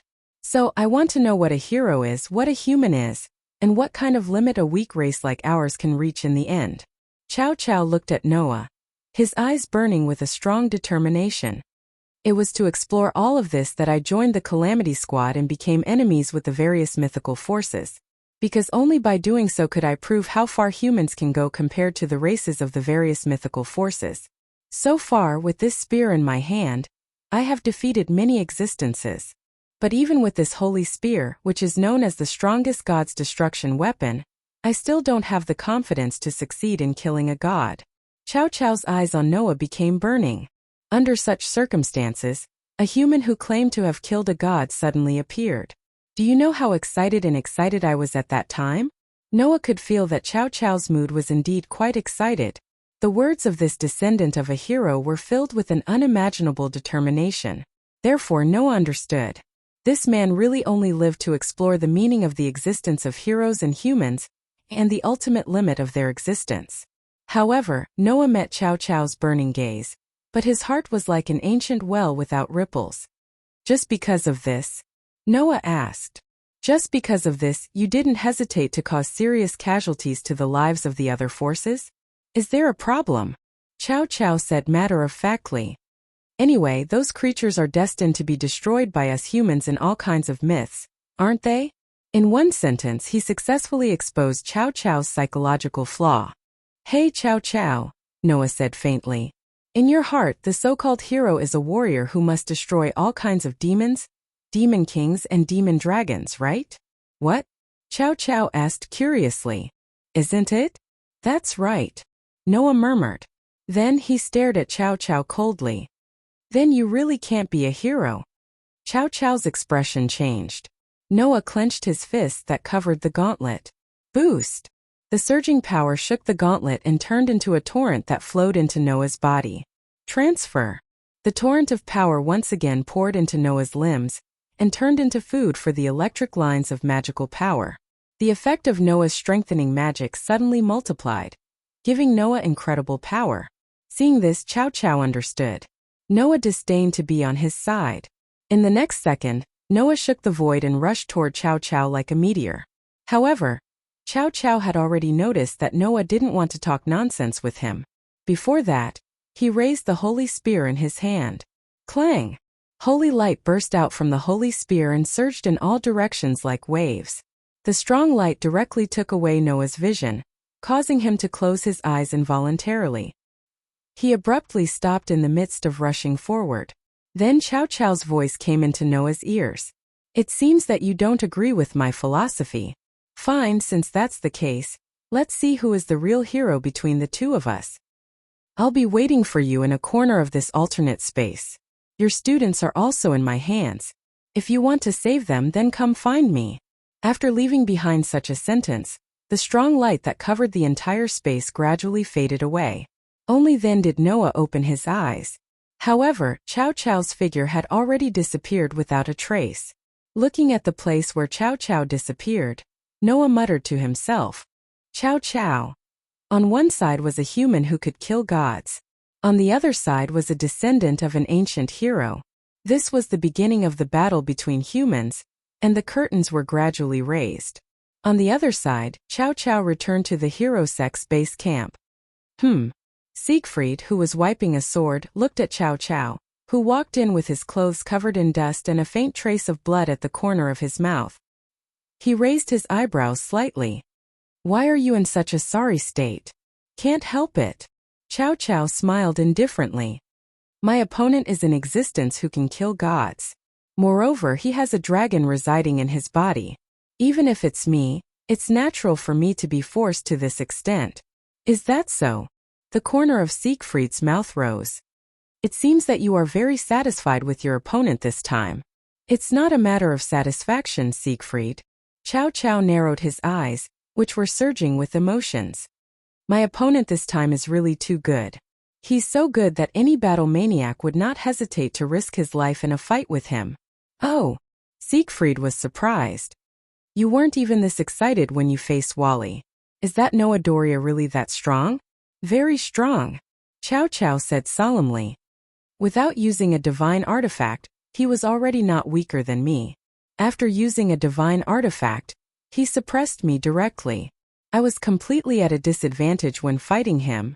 Is he that strong? Siegfried's eyes lit up, and he was a little restless. This is the first time I've seen you give a person such a high evaluation. A godslayer. Even I want to fight him. There will be a chance. Chow Chow shrugged, then turned his head and looked ahead. There magic squares were suspended in mid-air. Within those magic squares, people wearing the uniforms of the Full King Academy were sucked into the magic squares like Jesus nailed to a cross. It was none other than Leah's and the other Jamonli family members. Hurry up and come to me, Noah Doria, Chow Chow muttered. I can't wait to fight with you again. Chapter 1876. So handsome, meow. When Noah fell from midair and landed on the ground, Black Song jumped out from an unknown corner and hugged Noah fiercely. Suddenly, the touch and softness of her voluptuous body assaulted Noah's entire body. A fragrance that did not belong to a cat also burrowed into the tip of Noah's nose, causing Noah to jump in fright.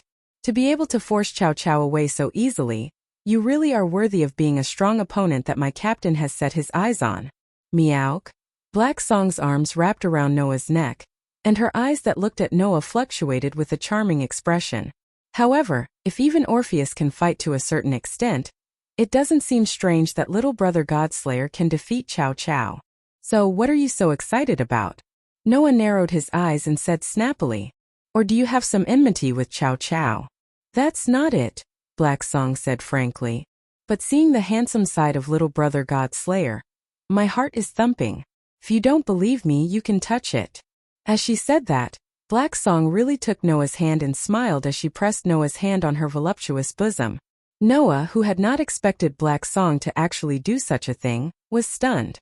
When the texture of the fabric and the voluptuous softness fell into his palm, he quivered and quickly withdrew his hand. What are you doing? Noah flew into a rage out of humiliation. Don't tell me you're also in heat like a kitten. Meow. Black Song blinked her eyes. So Bain has entered the estrus period? You've done it? It's none of your business. Noah said bluntly. Get away from me. As he said that, Noah intended to push Black Song away. It was a pity that Noah's strength was no match for the Nikomata clan's cat spirit without the use of magic or artifact to strengthen himself. He was unable to push Black Song away. Not only that, but Black Song was even more insatiable. He snuggled his entire body into Noah's embrace. His tail wrapped around Noah's waist and wrapped around Noah's waist. You can't just dote on Bain, right? Black Song extended a hand and caressed Noah's cheek as if she was caressing him. Her expression became bright and moving. Give me some of your love too. If I can give birth to your child, the God Slayer and Red Dragon Emperor, that would be great, meow. He had to admit that this black cat's teasing skills were frighteningly high. He snuggled tightly against Noah's body. His body was so soft that Noah could feel his body heat through his clothes. The cat's tail wrapped around his waist was like an itch, constantly rubbing against him. Noah felt his spine begin to go numb. His hot breath directly hit Noah's ears, causing Noah's heartbeat to involuntarily speed up. Noah felt that if this continued, he might really fall for this cat's teasing. He took a deep breath.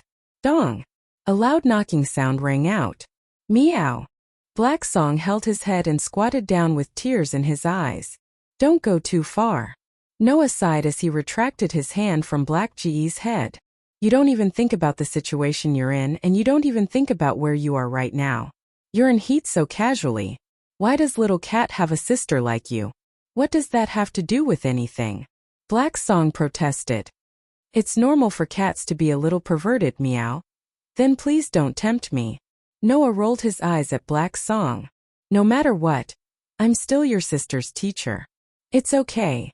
Black Song winked at Noah. I don't mind having a pair of sisters with Bain, meow. A pair of sisters? Noah couldn't help but think of the situation when he had sex with his two delicate wives. Meow? Black Song blinked his eyes again and laughed mischievously. Little brother God Slayer? Are you moved by it? You're almost drooling. What? Noah almost subconsciously wiped the corner of his mouth, but he didn't manage to wipe anything. Only then did Noah realize what was going on. He had been deceived. Black Song couldn't help but laugh out loud. Meow meow meow, I didn't think little brother Godslayer would be so fun, meow. It wasn't just Black Song. Even Luffy, who had come over at some point, was secretly laughing with a red face. As for Fenrir, who was standing beside Luffy, when he looked at Noah, his eyes were no longer cold and vigilant. Instead, there was only contempt and disdain. Noah suddenly had the urge to find a hole and hide in it.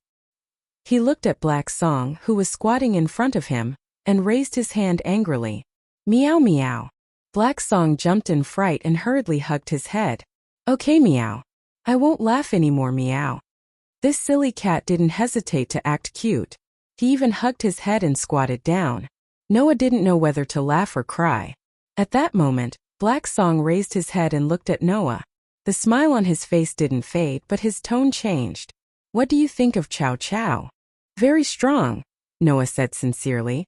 No wonder even Wally had to use T-Rex against him. This was the truth. Chow Chow himself was already an extremely skilled combat expert. In addition to the power of the Holy Spear, which could even kill gods, Noah didn't have the confidence to defeat him if he didn't use his artifact and elven device.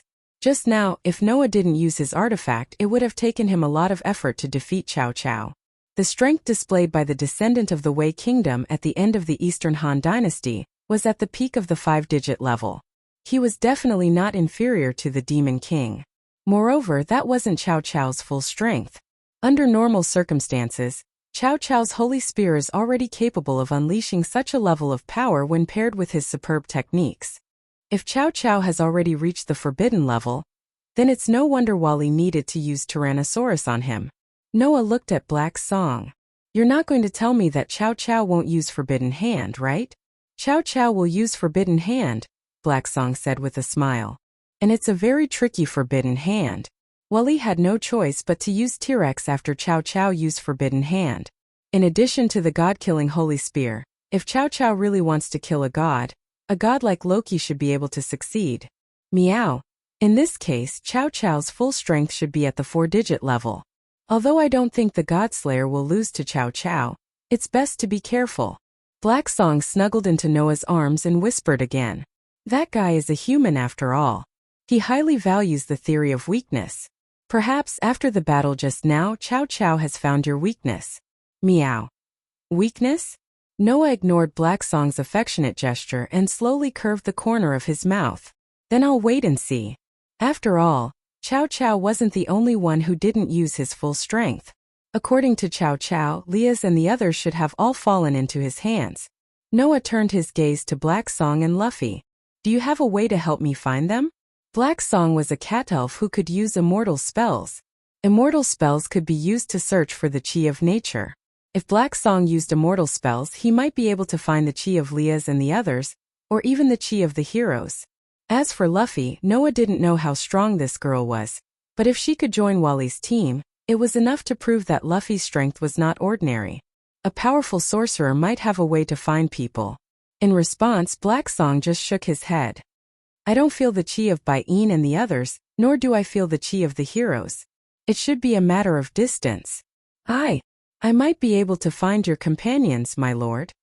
Luffy raised her hand weakly. But I need some time. Then I'll leave it to you.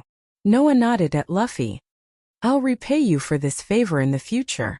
No need. Luffy quickly shook her head and waved her hand. Then she coughed and put on a serious face. Then I'll begin. Having said that, Luffy raised the broom in her hand and drew a magic square on the ground. Noah, Black Song and Finra all retreated to the side and watched Luffy. Chapter 1877. Clang! A dazzling light bloomed in the magic array. The outline of the magic array carved on the ground shone brightly, illuminating the surroundings. Under such circumstances, Luffy stood in the center of the magic array, holding the broom in her hand. Her pink little mouth was mumbling something, as if she was chanting some kind of incantation.